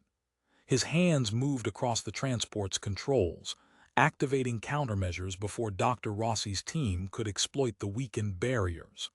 Emergency overflow drain detected, Sarah transmitted. Water flow patterns indicate active pump systems. The transport's NASA-derived hull hummed as Peter maneuvered it across the chamber. He positioned the vehicle directly above the concealed drain, using its unique material properties to create an improvised seal. Water swirled around them, the rising level forcing Dr. Rossi's scientists to release their heavy equipment. Sealed containers bobbed to the surface, their preservation systems maintaining internal temperature for the hybrid embryo specimens within. Federation recovery teams moved in, securing the evidence with specialized handling equipment. Implementing emergency power reroute, Davidson announced through the comm channel. Orbital defense grid power diverted to containment systems. The containment field stabilized, their energy patterns strengthening as colonial defense power flowed into the grid. Davidson's engineering teams deployed mining power cells around the chamber perimeter, establishing a secondary containment layer. Sarah's interface displayed a data stream analysis. Detection of encrypted transmission through colonial array, tracing signal. Coordinates indicate relay station in asteroid belt sector 7. The partial upload scrolled across her screen, revealing financial data linking Evolution's Vanguard operation to Colonial Administrator Wells's private accounts. She transmitted the evidence to Federation security channels, tagging it for immediate investigation. Tours guided the maintenance crawler into position, its industrial-grade support systems extending to brace critical structural points. Crawler stabilized. Emergency evacuation platform prepared. Water reached the chamber's upper sections. Rodriguez's containment team breached through reinforced access points, their specialized boarding equipment cutting through sealed panels. Federation forces moved in precise formation, securing each section of the flooding chamber. Dr. Rossi's remaining supporters pressed against the ceiling, their options diminishing with each passing second. Several reached for their neural implants, attempting to activate emergency protocols. The containment fields blocked their self-destruct signals, preserving the valuable intelligence stored in their enhanced memory systems. Federation forces, hold your position, Dr. Rossi called out, her voice steady despite the rising water. Our research must not be lost. The implications for human evolution, Peter, cut her off by activating the transport's floodlights, illuminating the prototype genetic sequencers floating nearby. The device's scanning systems still displayed active data, revealing complex algorithms for identifying hybrid-compatible human subjects. Rodriguez's team moved in with practiced efficiency, securing Dr. Rossi and her core research staff. Federation medical units deployed through the crawler's emergency platforms, treating injuries while maintaining strict containment protocols. Lieutenant Commander Walsh reports orbital reinforcements arriving, Sarah transmitted. Systematic sweep of tunnel network beginning. Davidson's engineering crews mapped structural damage patterns, revealing hidden modifications throughout the colony's systems. Altered power conduits and communications nodes formed a complex network, implemented gradually over months of careful infiltration. The transport's sensors continued monitoring the chamber as Federation security units prepared their prisoners for transfer. Peter accessed the combined intelligence from Dr. Rossi's equipment and Karstak's data core, identifying potential Evolution's Vanguard facilities on multiple worlds. Sarah's analysis of the captured genetic research displayed across their tactical feed, highlighting patterns in the organization's breeding program data. The information revealed selection protocols active in colonial populations throughout Federation space. Water continued circulating through Davidson's modified environmental systems as recovery teams secured the last pieces of Evolution's Vanguard technology. The chamber's reinforced sections held steady, Tor's crawler maintaining critical support, while Federation forces completed their operation.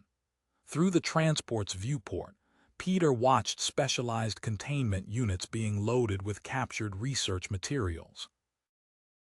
Each piece of evidence revealed another layer of Evolution's Vanguard's extensive operations, pointing toward facilities and operations far beyond New Denver Colony's borders. The evidence spread across multiple worlds demanded immediate action. Peter directed the transport toward New Denver's military sector, escorting the secured Federation convoy carrying Dr. Rossi and her research team. The captured scientists sat in modified containment cells, their neural implants broadcasting steady streams of encrypted data that Sarah monitored for suspicious patterns. Neural spike detected in Subject 7, Sarah transmitted through their tactical channel. The scientist in question twitched, his augmented muscle tissue bulging beneath his uniform. Federation security responded instantly, activating localized dampening fields before the apparent genetic modification could fully manifest. Inside the military sector's high-security wing, specialized interrogation units prepared isolation chambers equipped with neural analysis systems. Peter observed through reinforced observation panels as technicians connected interface cables to Dr.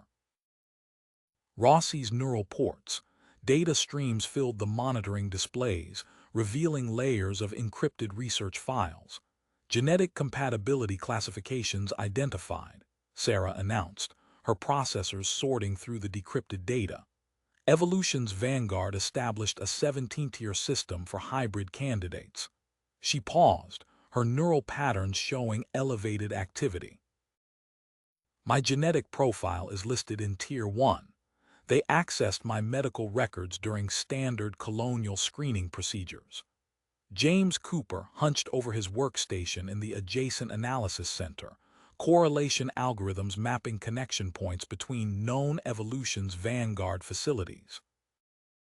Signal patterns indicate regular supply shipments through these coordinates, he reported, highlighting several unauthorized transit routes, consistent with covert research operations. Davidson's engineering teams extracted modified communication modules from the colony's main array. The devices gleamed with an oily sheen, their surfaces covered in hybrid technology that had allowed them to integrate seamlessly with colonial systems. Security Officer Thompson directed his personnel to scan every critical infrastructure node, their detection equipment calibrated to identify similar alterations. Peter accessed secure sections of Karstak's command data through his neural interface. Combat footage played across his vision, the Nasat warrior moving with impossible speed and precision. Medical scans overlaid the images, highlighting artificial muscle densification and enhanced neural pathways. Federation medical teams report similar modifications in 60% of captured Nasat forces, Sarah transmitted. Genetic alterations show signs of recent implementation. Torres supervised the conversion of mining storage facility Beta 7, his maintenance crews installing modified containment fields around sealed research containers. The hybrid technology hummed beneath powerful dampening systems, preventing any attempt at remote access or automated data purge protocols. Energy signature detected in Sector 7 of the asteroid belt, Walsh transmitted from the Orbital Command Center. FPS Huntress moving to investigate. The ship's sensor feeds revealed a camouflaged structure embedded in a massive asteroid's core. Stasis pods lined the facility's walls, their preservation systems maintaining optimal conditions for hybrid specimens. Sarah's analysis routines flagged a heavily encrypted section of Dr. Rossi's personal data core. The files contained coordinates and research notes related to Project Legacy, a dedicated facility housing 3 successful human Nasat hybrid subjects. The encryption used multiple overlapping algorithms, requiring specialized Federation cybersecurity protocols to decode.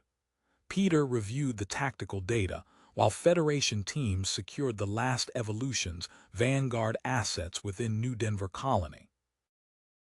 The evidence pointed toward an extensive network of hidden facilities and modified personnel, each piece revealing new layers of the organization's capabilities. He began preliminary mission planning for the eventual Project Legacy facility investigation, knowing that the discovery of viable hybrids would require careful handling.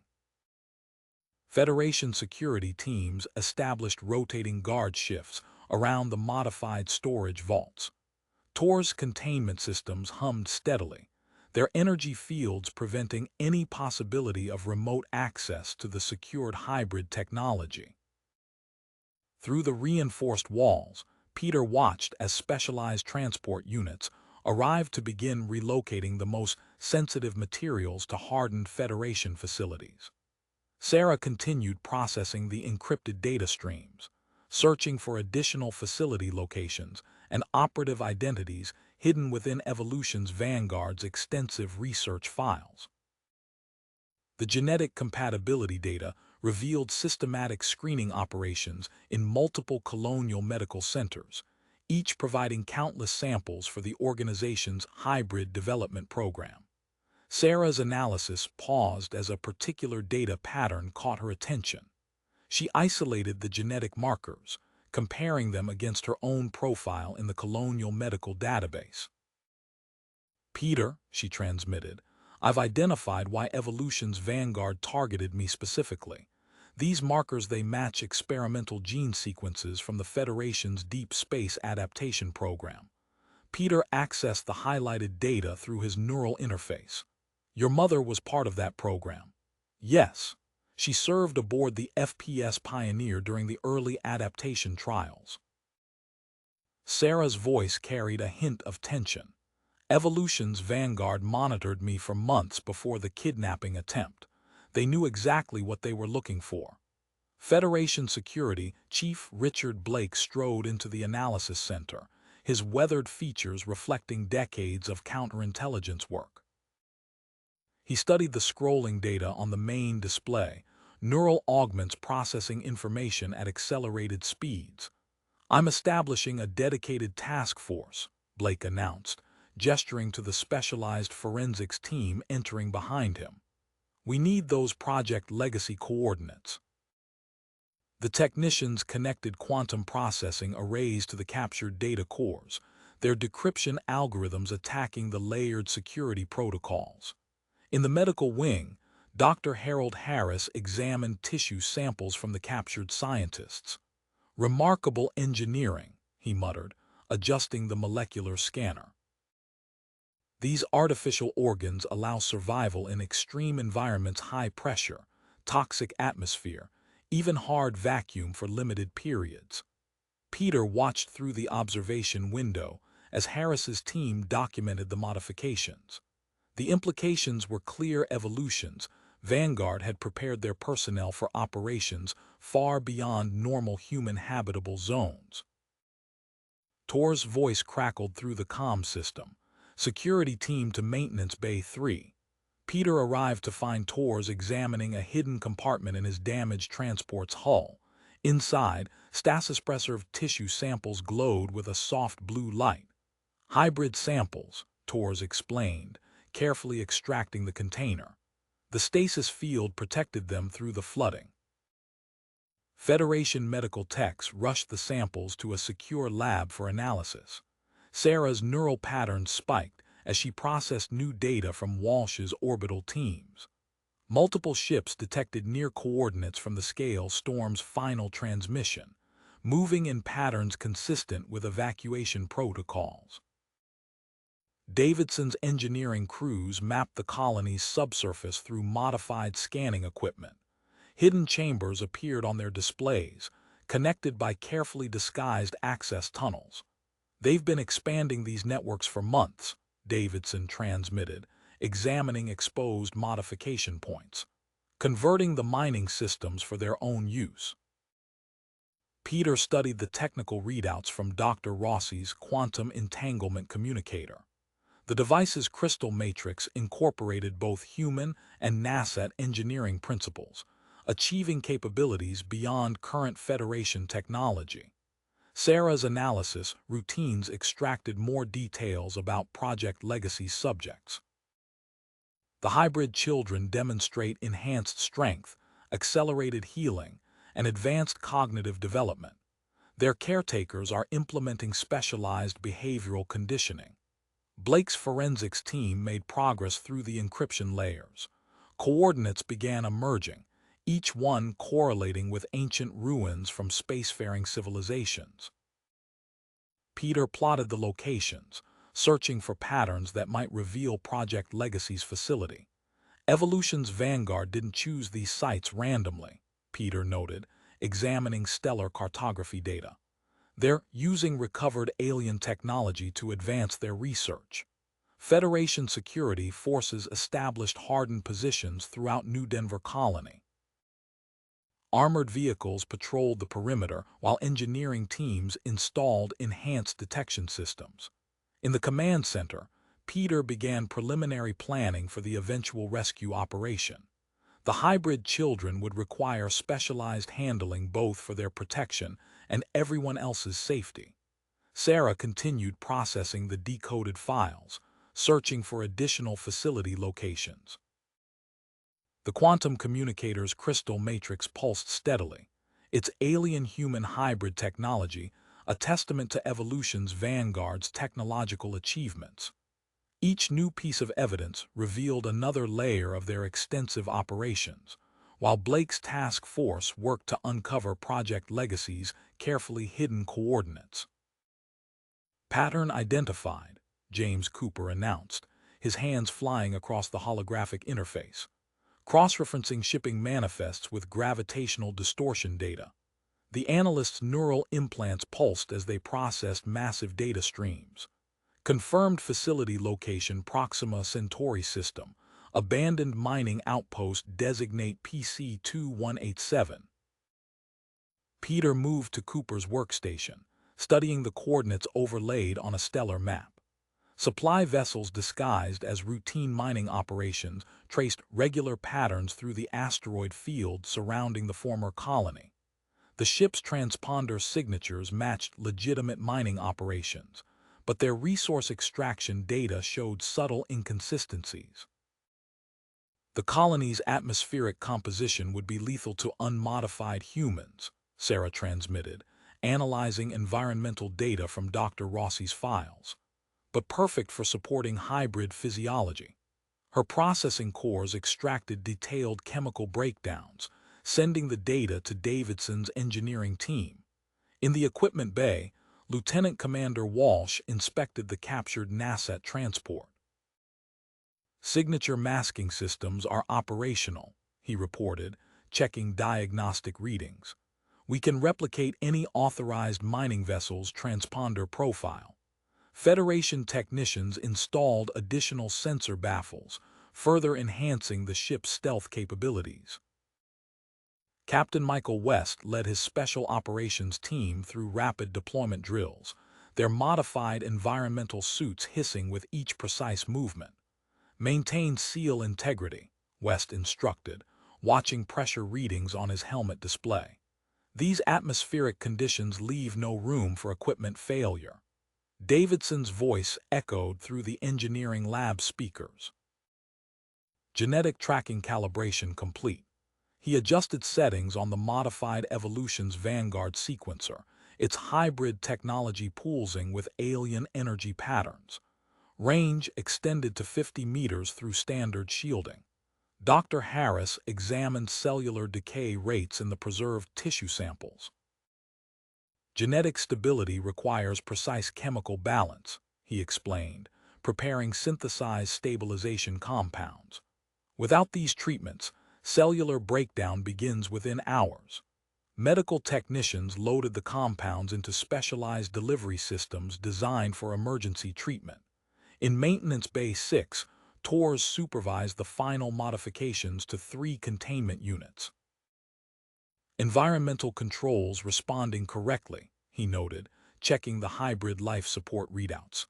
Backup power systems engaging as designed. The unit's internal atmosphere adjusted automatically, maintaining optimal conditions for hybrid physiology. Quantum core located, Sarah transmitted, displaying facility schematics recovered from Dr. Rossi's data.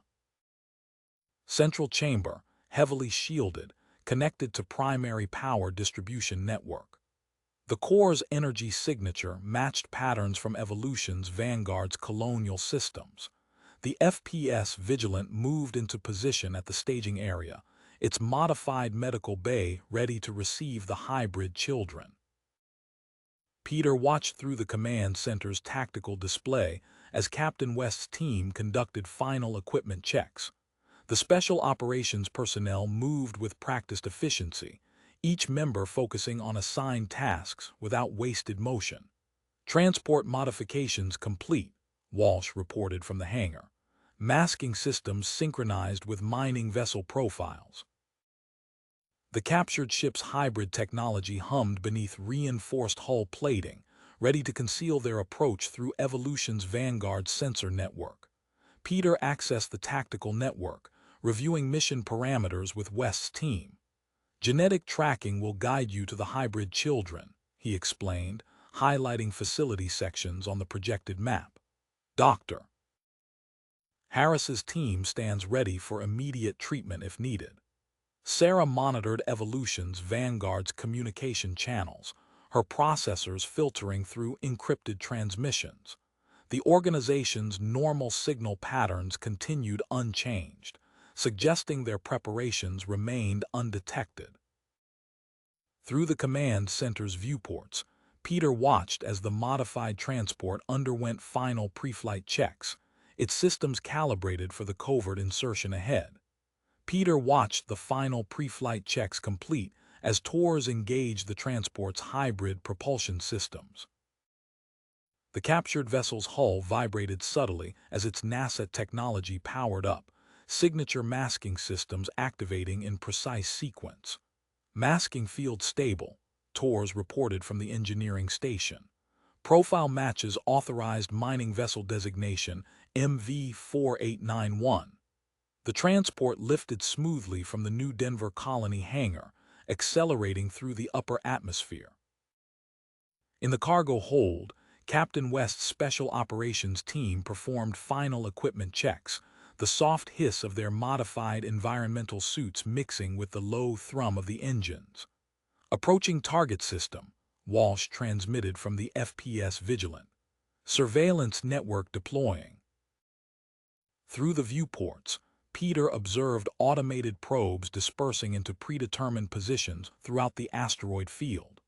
Their enhanced sensor packages, concealed within standard mineral survey configurations, established an invisible web of monitoring coverage around Project Legacy's facility.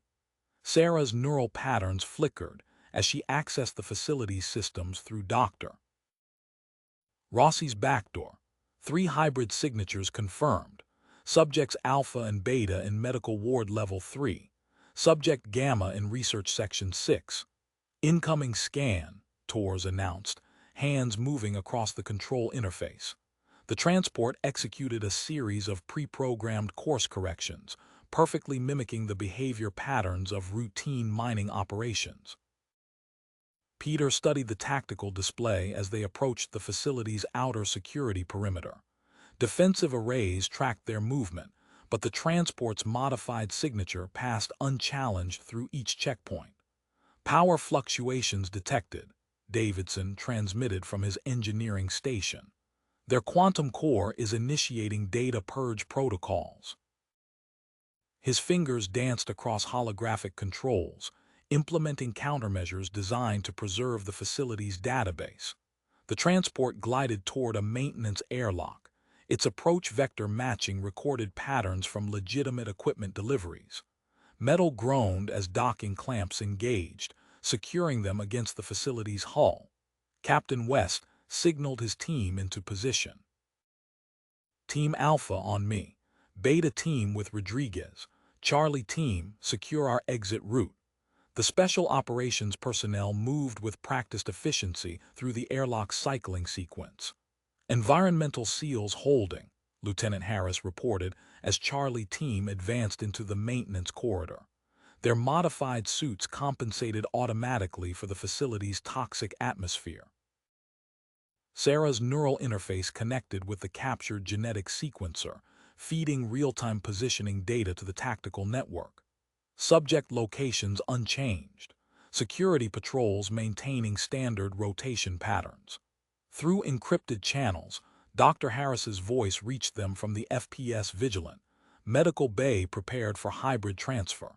Stabilization compounds synthesized and ready. Team Alpha moved deeper into the facility's medical section, while Beta Team navigated toward the quantum core. Charlie Team established defensive positions at key junctions, securing their evacuation route. Davidson's voice carried tension, core instability increasing, data corruption accelerating through tertiary systems. Peter monitored the operation from the transport's command station, watching as West's team closed in on the hybrid children. The facility's power grid fluctuated erratically, warning lights flashing across engineering displays as Evolution's Vanguard systems began their automated purge sequence. Peter tracked the cascading power fluctuations across facility systems as Evolution's Vanguard's automated purge protocols accelerated. The transport's modified NASET displays painted a stark picture of Team Alpha's approach to the first security checkpoint in the medical sector. Implementing Rossi's access codes, West transmitted, his voice steady as his team positioned themselves around the sealed doorway. The security panel pulsed once, barriers sliding open with a pneumatic hiss.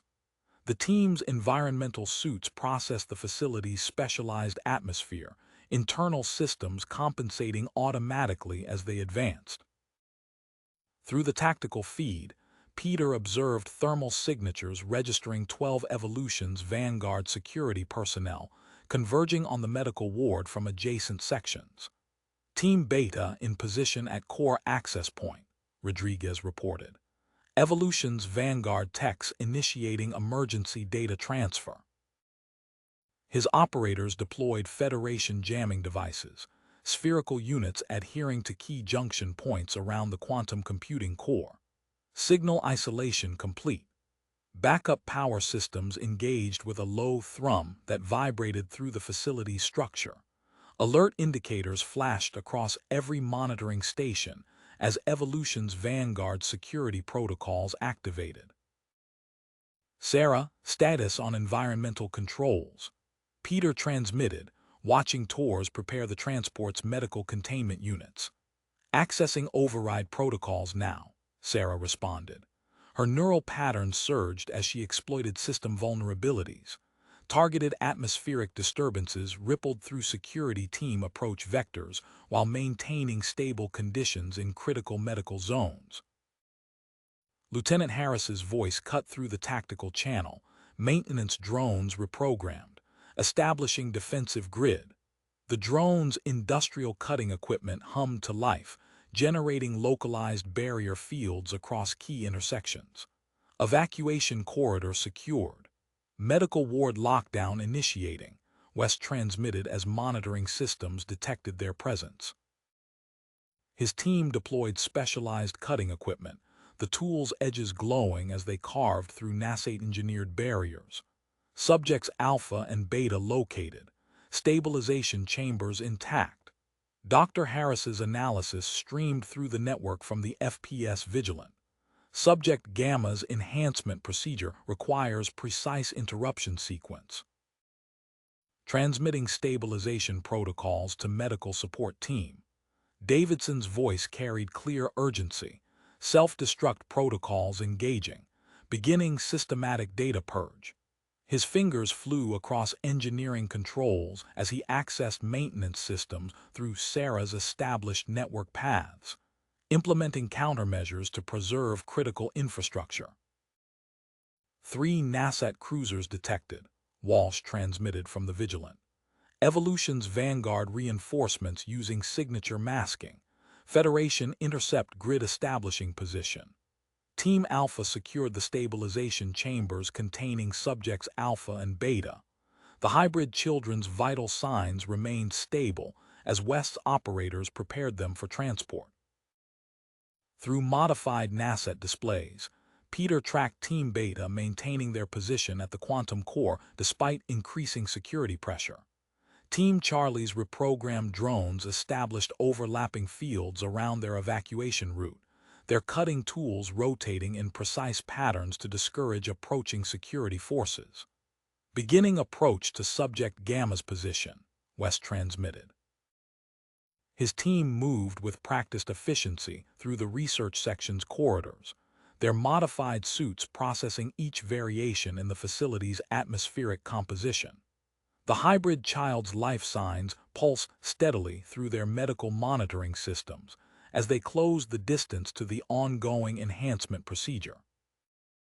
Sarah's neural patterns fluctuated as she maintained precise control over environmental systems, creating controlled chaos in security approach vectors while preserving critical life support functions. The facility's structure groaned under competing pressures as Evolution's Vanguard's deletion protocols collided with Davidson's preservation efforts. Through the transport's tactical displays, Peter coordinated the team's movements while monitoring the steady advance of masked NASA cruisers through the asteroid field. Walsh's intercept grid tightened methodically, Federation vessels maintaining strict emissions control as they established optimal firing solutions without revealing their presence. Breaching charges detected, Sarah transmitted as multiple hull ruptures registered across the tactical display. Evolution's Vanguard security team streamed through precisely positioned entry points, their hybrid tech combat suits gleaming under emergency lighting. 28 hostiles identified, Peter announced, tracking their signatures through the facility's sensor network. Teams adjust defensive positions.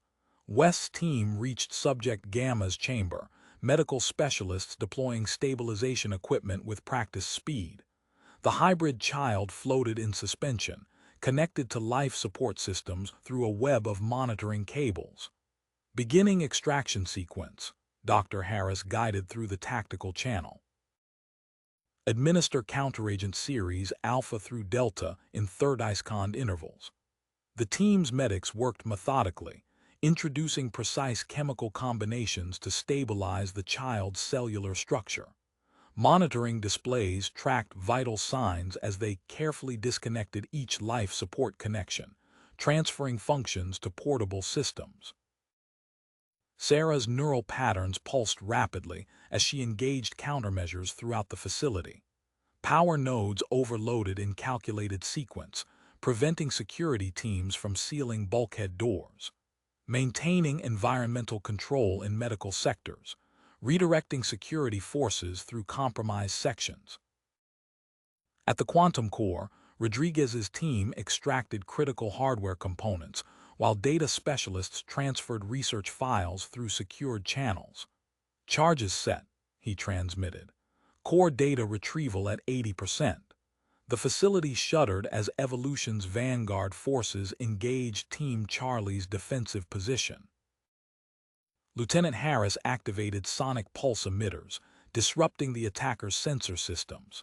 Reprogrammed maintenance drones carved barriers from structural materials, their industrial tools creating overlapping fields of cover. NASA cruisers entering weapons range, Walsh reported from the Vigilant. Federation vessels emerged from concealed positions. Precision strikes disabled the enemy ship's engines before they could properly respond. In the transport's cargo bay, TORs reconfigured power distribution systems, converting secondary generators to support 3 containment units. Life support modifications complete. Backup power systems online. Subject Gamma stabilized, West transmitted, as his team transferred the hybrid child into the portable containment unit. Beginning withdrawal to extraction point. Davidson's engineering team secured access through maintenance tunnels while preventing structural collapse protocols from advancing. Automated defense turrets activated randomly throughout the facility, their targeting systems compromised by cascading failures. Teams Beta and Charlie initiate fallback sequence, Peter ordered, coordinating the synchronized withdrawal. Team Alpha, priority corridor secured for escort duty. The tactical display tracked multiple engagement points as Evolution's vanguard forces pressed against their defensive positions. Harris's drones adjusted their barrier configurations, channeling attackers into prepared zones where sonic emitters disrupted their combat systems. Federation boarding teams securing disabled cruisers, Walsh updated. No additional reinforcements detected in system. Rodriguez's team completed their final tasks at the quantum core, destroying remaining infrastructure as they withdrew. Research data secured. Demolition charges armed and synced.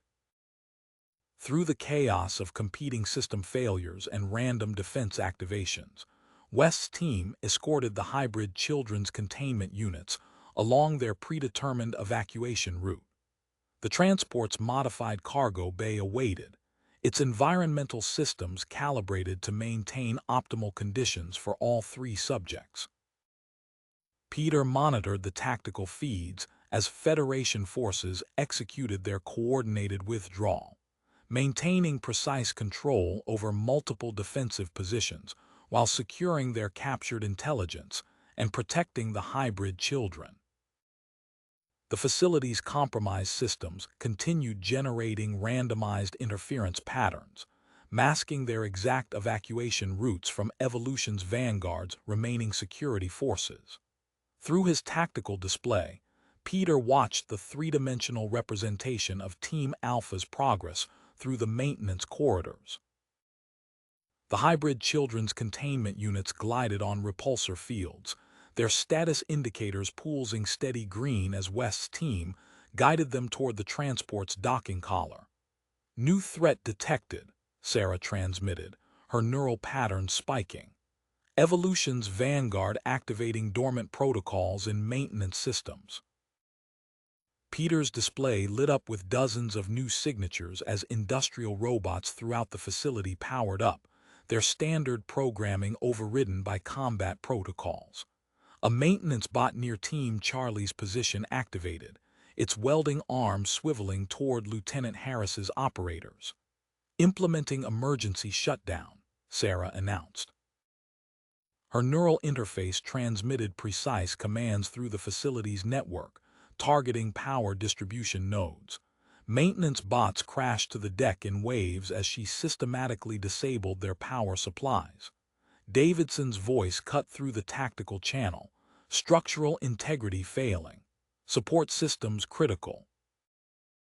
His engineering team's displays showed cascading failures spreading through the facility's framework. 14 minutes until total collapse. The deck plates vibrated as Davidson's team initiated controlled demolition sequences, directing the facility's collapse away from their evacuation route. Emergency lighting flickered as power redirected to maintain life support in critical sections. At the quantum core, Rodriguez's team completed their final data extraction. Core stripped, thermite charges armed. His operators deployed in a defensive circle as Evolution's vanguard forces attempted to breach the chamber through maintenance ducts. Precise bursts of weapons fire kept the attackers at bay, while thermite charges reduced the core's remaining hardware to slag. Tor's hands moved across the transport's engineering console, integrating captured Evolution's vanguard technology into their defensive systems. The shield matrix hummed as it powered up, creating a hybrid barrier that rippled with energy. Shield modifications complete. Containment units will have priority power draw. 3 additional contacts detected, Walsh transmitted from the Vigilant. Evolution's vanguard vessels approaching from Sector 7. The tactical display updated to show Federation rapid response units moving to intercept, their drives pushing to combat acceleration. Through the maintenance corridors, Team Charlie fell back in precise increments. Lieutenant Harris directed his operators to strategic positions as Evolution's vanguard security forces cut through their drone barricade. The harsh whine of industrial cutting tools filled the passage. "Sonic emitters deployed," Harris transmitted. The devices activated in sequence, creating overlapping fields of disruptive energy. Evolution's vanguard troops staggered as their combat systems malfunctioned, buying precious seconds for the Federation teams. Peter coordinated the final phase of their withdrawal, tracking all three teams as they converged on the transport. Team Beta, begin your approach. Team Charlie, collapse passage D7 once Beta clears your position. Rodriguez's team moved with practiced efficiency, their recovered data cores secured in reinforced cases. They passed through Team Charlie's position as Harris's reprogrammed drones carved through support struts, bringing down sections of corridor behind them. In the transport's cargo bay, West's team secured the hybrid children's containment units into specially modified pods. Medical monitors displayed steady vital signs as emergency backup systems engaged. Through the tactical feed, Peter observed Evolution's vanguard forces mounting a final push from multiple vectors. Hostile units breaching level 4, Sarah reported, her neural patterns maintaining precise control over remaining facility systems. She triggered emergency bulkheads, forcing Evolution's vanguard troops to cut through multiple barriers. The facility's structure groaned as Davidson's controlled collapse sequence accelerated. Support beams buckled under calculated stress, creating impassable barriers between Evolution's vanguard forces and the Federation team's position. Teams Beta and Charlie aboard, Torres announced from the transport's engineering station, running final system checks for emergency departure. Peter watched as the last Federation operators established defensive positions around the transport's docking collar. Through the tactical network, he coordinated covering fire patterns while monitoring the facility's deteriorating status. The transport's hybrid shields hummed at full power, ready to protect their precious cargo during their imminent escape. Execute emergency launch, Peter commanded, activating the transport's primary drive systems. The deck plates vibrated as engines powered up to maximum thrust. Through his tactical display, he tracked multiple Evolution's vanguard teams converging on their position, their weapons fire impacting against the transport's hybrid shields in concentrated bursts. Sarah's neural patterns flashed rapidly as she identified a critical weakness in the facility's defense grid. Her consciousness flowed through the network, targeting specific power junctions. Initiating surge cascade. Defensive systems will fail in 3, 2, 1. Evolution's vanguard's targeting arrays went dark as overloaded power conduits exploded throughout the facility. The transport's docking clamps disengaged with a metallic shriek, emergency thrusters pushing them clear of the collapsing structure. Structural integrity at 7%, Davidson transmitted from his engineering station. Support beams twisted and shattered as his demolition sequences reached their final stage. The quantum core chamber imploded, triggering a chain reaction that spread outward through surrounding sections. In the cargo bay, West's medical team monitored the hybrid subject's vital signs through enhanced sensor arrays. Subject Gamma's cellular stability fluctuated briefly before the modified containment pods compensated, their environmental systems maintaining optimal conditions. Team Beta, reinforce cargo section, Peter directed as Evolution's vanguard forces launched a desperate assault through the facility's maintenance tunnels. Rodriguez's operators took defensive positions around the secure data cores, their weapons tracking multiple approaching signatures. Torres worked rapidly at the engineering console, redirecting power from the maintenance crawler's industrial systems. The hybrid shields strengthened visibly, energy patterns shifting to counter concentrated weapons fire. Shield integrity holding at 83%, redirecting auxiliary power to containment systems. 12 stealth vessels detected on approach vector, Walsh reported from the Vigilant. Federation sensor arrays triangulated precise targeting data, compensating for the enemy ship's advanced cloaking technology. Moving to engage. Lieutenant Harris activated his team's remaining sonic emitters in a defensive circle around the transport's stern. Evolution's vanguard troops in hybrid-tech combat suits staggered as disruptive waves interfered with their systems. The last maintenance drones moved into position, their power cells primed for detonation. "Charlie Team, fall back to secondary positions," Peter ordered. Harris's operators withdrew in precise sequence as the drone's industrial power cells overloaded. Controlled explosions collapsed access corridors, cutting off Evolution's vanguard's advance. Through the tactical network, Peter observed prototype weapons fire emerging from concealed armories. The transport's hybrid shields rippled under impacts as Evolution's vanguard deployed experimental technology in their final attempt to prevent the Federation's escape. Federation vessels engaging hostile reinforcements, Walsh transmitted. The Vigilance tactical systems coordinated precision strikes against the approaching stealth ships, exploiting vulnerabilities in their cloaking fields. Sarah maintained her neural connection to the facility's network, triggering random system failures to mask their escape vector. Emergency bulkheads sealed and unsealed in chaotic patterns, while life support fluctuated through non-critical sections. "Data cores secured," Rodriguez reported as his team established a defensive perimeter. No signs of remote access attempts detected. The transport accelerated away from the disintegrating facility, its hybrid shields deflecting continuous weapons fire from multiple directions. Behind them, the structure's main support beams finally gave way, decades of advanced research collapsing into dust and twisted metal. Peter coordinated the defense team's positions as they pushed through the debris field, Evolution's vanguard's prototype weapons still tracking their movement.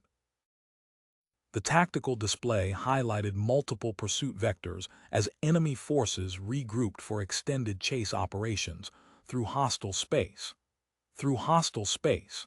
Peter activated emergency thrusters, executing a series of rapid course changes as Evolution's vanguard's defensive batteries tracked their position. The transport's hybrid shields rippled with absorbed energy as concentrated weapons fire impacted from multiple angles. 23 automated defense platforms detected, Sarah transmitted, her neural patterns processing tactical data. Platforms powering up weapon systems. In the medical bay, West studied biometric displays showing elevated stress patterns from the hybrid subjects. Cellular integrity holding despite high maneuvers, adjusting containment parameters. The transport shuddered as Davidson accessed emergency protocols, bypassing engine safety limiters. Redirecting power from maintenance systems to propulsion, he transmitted. Hybrid drive integration complete. The vessel surged forward as captured power cells fed directly into the engines. Evolution's vanguard pursuit ships fell behind despite their superior baseline speed, their weapons fire dispersing against the transport's enhanced shields. 7 platforms disabled, Walsh reported from the Vigilant. Federation vessels executed coordinated attack patterns, targeting automated defenses while maintaining protective coverage around the transport. Remaining units adapting shield frequencies. Sarah's consciousness flowed through the transport's communication array. Detection alert. Multiple encrypted transmissions originating from facility wreckage. Her neural patterns analyzed the signal patterns, identifying automated distress beacons activating throughout asteroid field. In the secure data core chamber, Rodriguez's team implemented additional encryption protocols as Evolution's vanguard vessels transmitted deletion commands. "Remote access attempts blocked," he reported. "Core data remains intact." Tor's hands moved across the engineering console, integrating captured sensor technology. The enhanced detection grid powered up, revealing previously cloaked vessels. 3 enemy squadrons detected on intercept course. Federation rapid response units entering effective range, Walsh transmitted. The tactical display updated as the heavy cruiser Dauntless led its battle group into position. Advanced electronic warfare systems activated, disrupting Evolution's Vanguard's tactical networks. Peter guided the transport through a gap in the enemy formation as pursuing vessels lost coordination. The hybrid drive systems pushed past normal acceleration limits, maintaining their lead while Federation forces engaged the main pursuit fleet. Behind them, the Vigilance weapons fire eliminated another defensive platform. Containment units stable, West reported from the medical bay, receiving updated parameters from Dr. Harris. The transport's medical systems integrated the new data, adjusting environmental controls to prevent cellular degradation. Sarah monitored the tactical network as Captain Reynolds coordinated the Federation response. The Dauntless's electronic warfare suite created cascading failures through Evolution's Vanguard's command and control systems. Enemy vessels broke formation, their coordinated pursuit dissolving into individual pursuit vectors. Final defense platform approaching optimal range, Tors announced. The tactical display highlighted remaining automated weapons preparing to fire. Federation support vessels adjusted their protective screen, intercepting incoming fire while the transport accelerated toward the designated safe coordinates. Through the transport's enhanced sensors, Peter tracked multiple enemy squadrons attempting to reform their pursuit pattern. The hybrid drive systems maintained maximum thrust as they pushed through the last line of automated defenses. Behind them, Federation forces prevented Evolution's Vanguard vessels from re-establishing effective combat formations. Davidson monitored the hybrid engines as power readings pushed past designed limits. The integration of maintenance crawler power cells sustained their acceleration while maintaining critical systems. Drive stability holding at acceptable levels. In the data core chamber, Rodriguez's operators maintained defensive positions as attempted remote intrusions continued. The secured intelligence remained protected, Evolution's Vanguard's deletion protocols failing against enhanced encryption. Through the tactical network, Peter observed Federation support vessels establishing a clear corridor toward their designated rally point. Sarah processed the captured distress signals, extracting coded coordinates for Evolution's Vanguard fallback positions. The tactical display updated with new target locations as her neural patterns identified hidden relay stations throughout the asteroid field. The transport's hybrid shields absorbed another impact as they accelerated past the final defensive platform. Multiple pursuit vessels disengaging, Tors reported from the engineering station. The enhanced sensor grid tracked Evolution's Vanguard ships breaking off their attack as Federation electronic warfare systems continued disrupting their tactical networks. Ahead, the transport's navigation systems calculated final approach vectors toward Federation-controlled space. Peter maintained their escape trajectory as the Dauntless coordinated suppressing fire against remaining enemy forces. The hybrid drive systems pushed steadily at maximum thrust, carrying them beyond Evolution's Vanguard's effective weapons range. Through the tactical display, he monitored Federation vessels maintaining protective positions around their flanks while they accelerated toward safety. Federation-controlled space stretched before them as Peter initiated the first hyperspace jump sequence. The transport's hybrid drive capacitors charged, energy building, through reconfigured power conduits. Behind them, the Dauntless and its support vessels maintained suppressing fire against Evolution's Vanguard's pursuit force. Jump coordinates locked, Sarah transmitted through the tactical network. Federation escort vessels synchronized. Space twisted as multiple ships transitioned simultaneously, their coordinated jump patterns designed to break pursuit vectors. The transport's hull vibrated as hybrid shields compensated for hyperspace stress, containment pods in the medical bay automatically adjusting their environmental parameters. Subject Gamma showing increased cellular destabilization, West reported, studying rapidly changing biometric data. Hyperspace radiation affecting genetic markers. Davidson's hands moved across engineering control as power fluctuations rippled through the shield matrix, rerouting maintenance crawler power cells to reinforce containment fields. The transport's hybrid systems integrated the industrial power source, stabilizing shield coverage around critical sections. Evolution's Vanguard vessels detected on long-range sensors, TORs announced as they emerged from their second jump. Multiple quantum wake signatures. They're tracking our transition points. Through the tactical network, Walsh coordinated the Federation response. The Dauntless and 3 additional cruisers activated specialized electronic warfare systems, generating false hyperspace signatures across multiple vectors. Enemy sensor arrays registered dozens of phantom trajectories, masking their true course. Sarah's neural patterns processed data streaming from the secured quantum cores as they prepared for their third jump. Located encrypted Evolution's Vanguard command network. Primary operations hub identified in Epsilon Eridani system designated Command Alpha. Team Beta, begin full analysis of quantum core data, Peter directed. Rodriguez's operators accessed the intelligence through secured terminals, decrypting organizational structures and personnel files. The network of Evolution's Vanguard sleeper agents within Federation colonies emerged, along with confirmation of defected military officers operating from Command Alpha.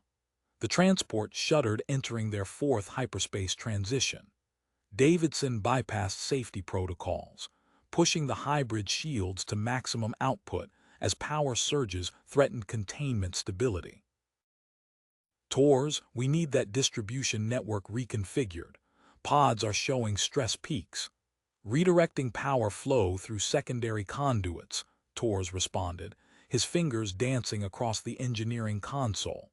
The shield matrix adapted, maintaining optimal coverage around the hybrid subject's environmental systems. Incoming transmission from Dr. Harris, West announced. Subject Gamma's genetic instabilities accelerating. They're synthesizing stabilization compounds aboard the Vigilant. Peter accessed the tactical display as they completed their 4th jump. Evolution's Vanguard battle groups appeared throughout the sector, concentrating forces along primary hyperspace routes toward Federation medical facilities.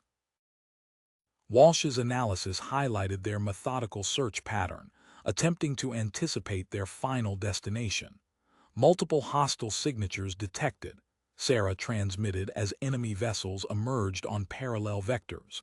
Battle groups moving to intercept predicted course toward Echo 7.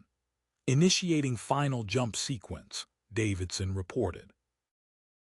The hybrid drive systems powered up as Federation escorts moved into defensive formation. TORs monitored the shield matrix, industrial power cells maintaining steady output despite repeated stress from hyperspace transitions. The transport's hull groaned as they executed their last planned jump. Through the tactical display, Peter observed Evolution's Vanguard vessels continuing their coordinated search pattern, while Federation forces maintained their protective screen.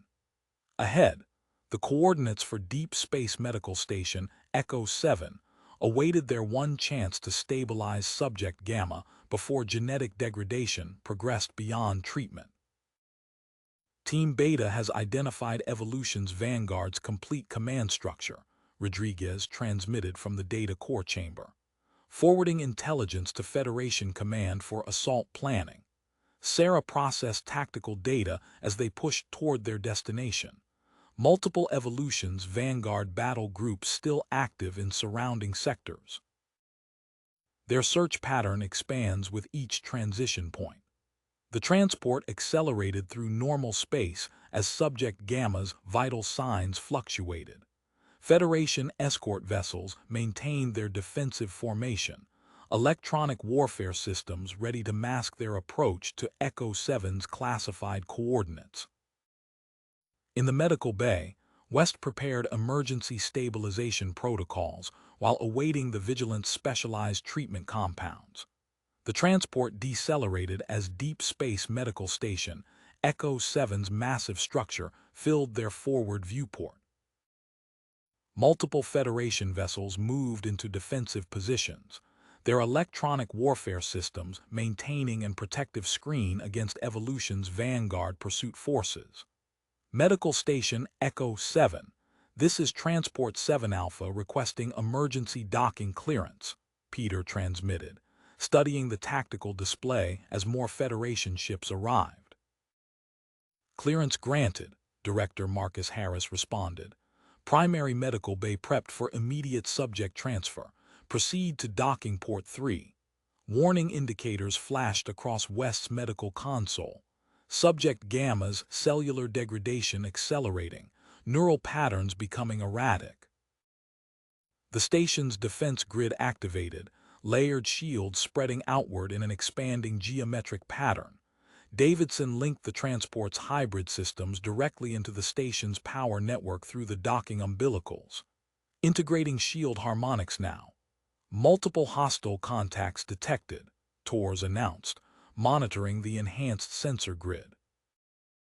27 Evolution's vanguard vessels establishing attack positions across 3 sectors. Sarah's consciousness flowed through the station's communication arrays, identifying 3 capital ships equipped with hybrid weapon systems. Tactical analysis indicates prototype technology based on Project Legacy research. Federation security teams secured the medical section as Peter completed docking procedures. Automated medical systems whirred to life, specialized containment equipment moving into position. Dr. Harold Harris's team rushed forward as the transport's cargo bay opened. Get that subject stabilized, Dr. Harris ordered, studying rapidly changing biometric data. Environmental controls at maximum. Begin genetic stabilization sequence. The maintenance crawler's industrial power cells integrated with the station's shield generators, energy levels climbing as Davidson reconfigured the defensive grid. Shield capacity increased by 30%, harmonizing frequencies with Federation escort vessels. In the station's secure data center, Rodriguez's Team Beta connected the quantum cores to Echo 7's computer systems, beginning full analysis of Evolution's vanguard research data, confirming 7 additional hybrid subjects at Command Alpha facility. Federation Strategic Command acknowledges intelligence update, Captain Reynolds transmitted. Additional fleet assets mobilizing for assault operation. Maintain defensive positions around Echo 7.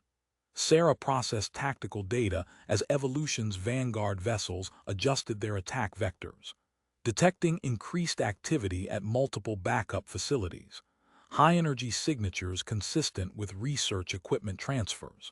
The medical bay's warning indicators stabilized as Dr. Harris's team implemented emergency treatment protocols. Genetic drift contained, he reported, beginning cellular reconstruction using modified stabilization compounds. Team Beta has completed initial analysis, Rodriguez announced, forwarding Evolution's Vanguard facility schematics to Federation tactical units. Shield configurations and automated defense specifications confirmed. TORS modified the station's sensor arrays, integrating captured Evolution's Vanguard technology. The enhanced detection grid expanded, providing detailed tactical data across multiple sectors. Tracking all hostile vessels. No current movement toward Echo 7. Federation Rapid Response Units adjusting defensive coverage, Walsh transmitted.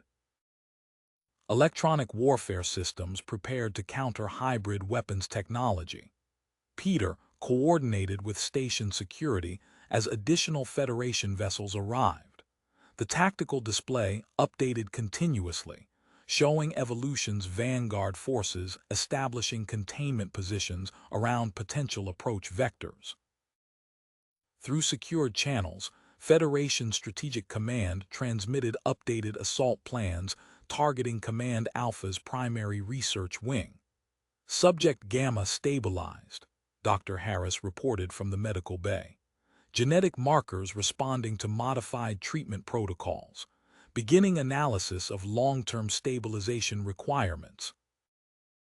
Sarah monitored Evolution's Vanguard's encrypted networks as Federation forces strengthened their defensive perimeter. The captured intelligence revealed their complete hybrid development timeline, providing crucial data for Federation medical teams preparing specialized extraction protocols. Additional fleet assets entering system, TORS announced.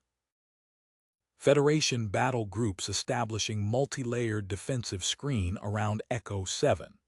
Through the station's enhanced sensors, Peter tracked Evolution's Vanguard vessel movements while coordinating response plans with Captain Reynolds. The tactical display highlighted optimal defensive positions as Federation forces prepared for the coming confrontation. Behind reinforced shields, medical teams continued their work stabilizing the hybrid subjects while analyzing the captured research data that would guide their future treatment. The tactical display erupted with new contacts as Evolution's Vanguard battle groups emerged from hyperspace. Their coordinated assault pattern spread across 3 vectors, 38 vessels moving into attack formation. Multiple hostile signatures detected, TORS announced from his sensor station. 3 capital ships confirmed hybrid weapons systems active. Peter's fingers flew across the tactical console as he linked with Captain Reynolds. Implementing Defense Protocol 7, all Federation vessels moved to predetermined positions. The station shuddered as the first volley from Evolution's Vanguard's capital ships impacted the shield grid. Davidson's modifications held firm, the maintenance crawler's power cells feeding steady energy through reinforced distribution networks. Shield harmonics stable, Davidson reported. Redundant power systems operating at optimal levels. A massive shape emerged from hyperspace, the Federation battlecruiser Prometheus, its upgraded weapons systems humming with stored energy. Admiral Harrison's voice cut through the tactical channel. All Federation vessels form on my position. Execute counter-battery fire pattern Delta. Sarah's consciousness flowed through the station's sensor grid, analyzing the enemy vessel's power signatures. Detecting fluctuation patterns in hybrid weapons, their emitter nodes require synchronized power cycling between shots. Confirmed, Admiral Harrison responded. All ships adjust targeting parameters. Focus electromagnetic strikes during power sync windows. In the medical bay, Dr. Harris worked steadily over the stabilization pods, genetic markers responding to treatment. Cellular integrity at 93% and climbing. The station rocked again as Evolution's Vanguard pressed their attack. Federation vessels moved in perfect coordination, their modified shields deflecting the hybrid energy weapons while precision strikes exploited the crucial weakness Sarah had identified. Enemy vessel disabled, TORS announced as electromagnetic pulses disrupted a capital ship's emitter synchronization. Their port weapons array is offline. Rodriguez's voice came through the command channel. Analysis of Command Alpha specifications complete. Their reactor core uses experimental hybrid technology. A properly targeted strike could trigger a cascade failure. Peter coordinated with security teams as proximity alerts blared. Stealth vessels detected in maintenance corridors, deploying automated defense drones. The security drones moved swiftly through Echo 7's access ways, their combat protocols adapted from Project Legacy data. 3 Evolution's Vanguard infiltration teams encountered walls of precision fire, forcing them to retreat or face elimination. Transfer preparations complete, Dr. Harris transmitted. All three subjects stabilized for transport, beginning final containment procedures. Admiral Harrison's tactical network highlighted optimal firing solutions as Federation forces pressed their advantage. All ships concentrate fire on designated targets, push them back from the station. Davidson monitored power levels as the hybrid shield technology spread through the Federation fleet. Shield modifications holding steady across all vessels. Enemy weapons effectiveness dropped by 60%. Sarah processed tactical data as Evolution's Vanguard's formation began to fragment.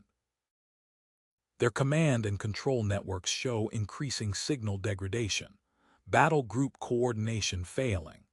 The Prometheus's main batteries opened fire, electromagnetic pulses, precisely timed to disrupt the enemy capital ship's power synchronization. Evolution's Vanguard vessels broke formation, their coordinated assault dissolving under the Federation's enhanced defensive screen. Strategic Command confirms assault authorization, Admiral Harrison announced.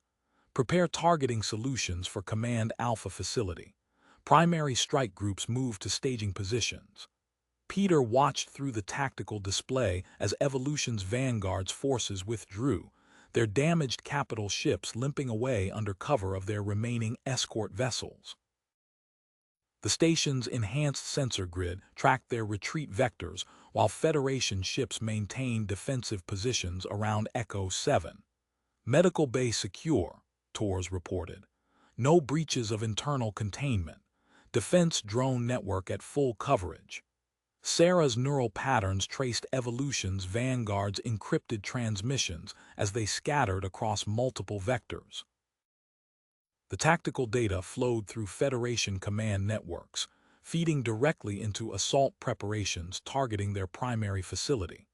Davidson's power integration held firm as the station's shields cycled down from combat status. The maintenance crawler's industrial cells maintained steady output, ready to respond to any renewed attack attempt. Through secured channels, Federation strike groups began coordinating their approach to Command Alpha, preparing to deliver a decisive blow against Evolution's Vanguard's headquarters. All Federation assault vessels, synchronized jump coordinates, Admiral Harrison transmitted from the Prometheus's command deck. Peter stood at the tactical station, reviewing the attack plan derived from Command Alpha's captured data. The Federation fleet executed a precise series of hyperspace jumps, emerging at calculated vectors surrounding Evolution's Vanguard's primary facility. Through the Prometheus's enhanced sensor grid, Peter tracked multiple defense platforms powering up automated weapon systems. First strike package ready, Captain Reynolds announced as Federation warships moved into position. Electronic warfare suite engaging hostile networks. Sarah's neural feed provided real-time updates as she penetrated Command Alpha's computer systems. Internal security grids showing multiple vulnerabilities, uploading access protocols to assault teams. The Prometheus's main batteries opened fire, precision strikes disabling Evolution's Vanguard defense platforms. Electromagnetic pulses disrupted power distribution across the facility's outer sections, while Federation boarding craft approached their designated breach points. Hostile capital ships detected, Torres transmitted from Echo 7. 3 vessels on intercept course, hybrid weapons charging. Federation shields absorbed the enemy barrage, Davidson's modified harmonics dispersing the hybrid energy weapons effects. The Prometheus and Dauntless coordinated their fire, targeting power distribution nodes identified in the quantum core data. Captain Reynolds led his strike team through Command Alpha's research wing, following Sarah's uploaded facility schematics. 7 subjects located in primary containment. Medical teams moved forward. Peter monitored tactical feeds as Federation forces systematically disabled Evolution's Vanguard defensive positions. Sarah's cyberwarfare protocols isolated critical systems, preventing the facility's leadership from coordinating an effective response.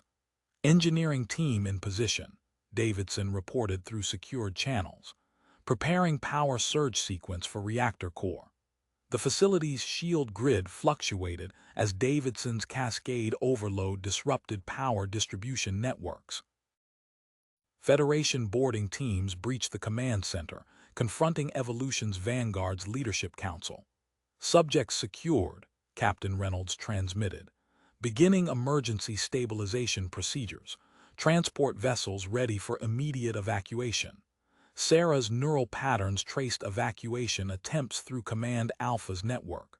All escape routes blocked. Federation support ships maintaining containment positions. Peter led a tactical team through reinforced security barriers, accessing Evolution's Vanguard's secure data storage, downloading complete operational records, confirming sleeper agent protocols.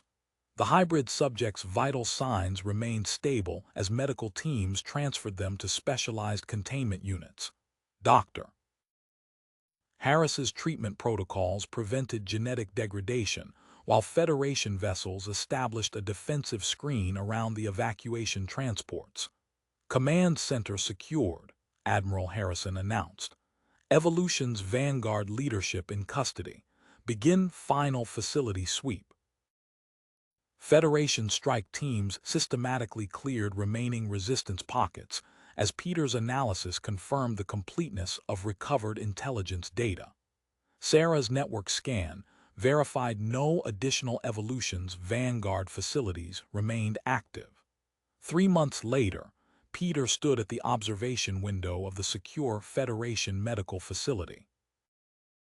Inside the recreation area, 10 hybrid children played under careful supervision, their movements displaying the controlled grace of their enhanced genetics. Genetic stability holding at optimal levels, Dr. Harris reported, reviewing the latest medical data. Long-term prognosis extremely positive. Sarah's consciousness flowed through the facility's systems, monitoring both security and medical networks. No anomalous readings detected, all subjects maintaining normal neural patterns. The window's transparent surface displayed overlay data tracking each subject's vital signs. Peter watched as the children explored their abilities within safe, structured parameters, their potential now guided toward positive development rather than military exploitation. Through secured channels, Federation security continued transmitting updates as the last Evolution's Vanguard cells were systematically located and neutralized. The quantum core data provided targeting protocols for remaining sleeper agents, allowing precise intervention without compromising operational security.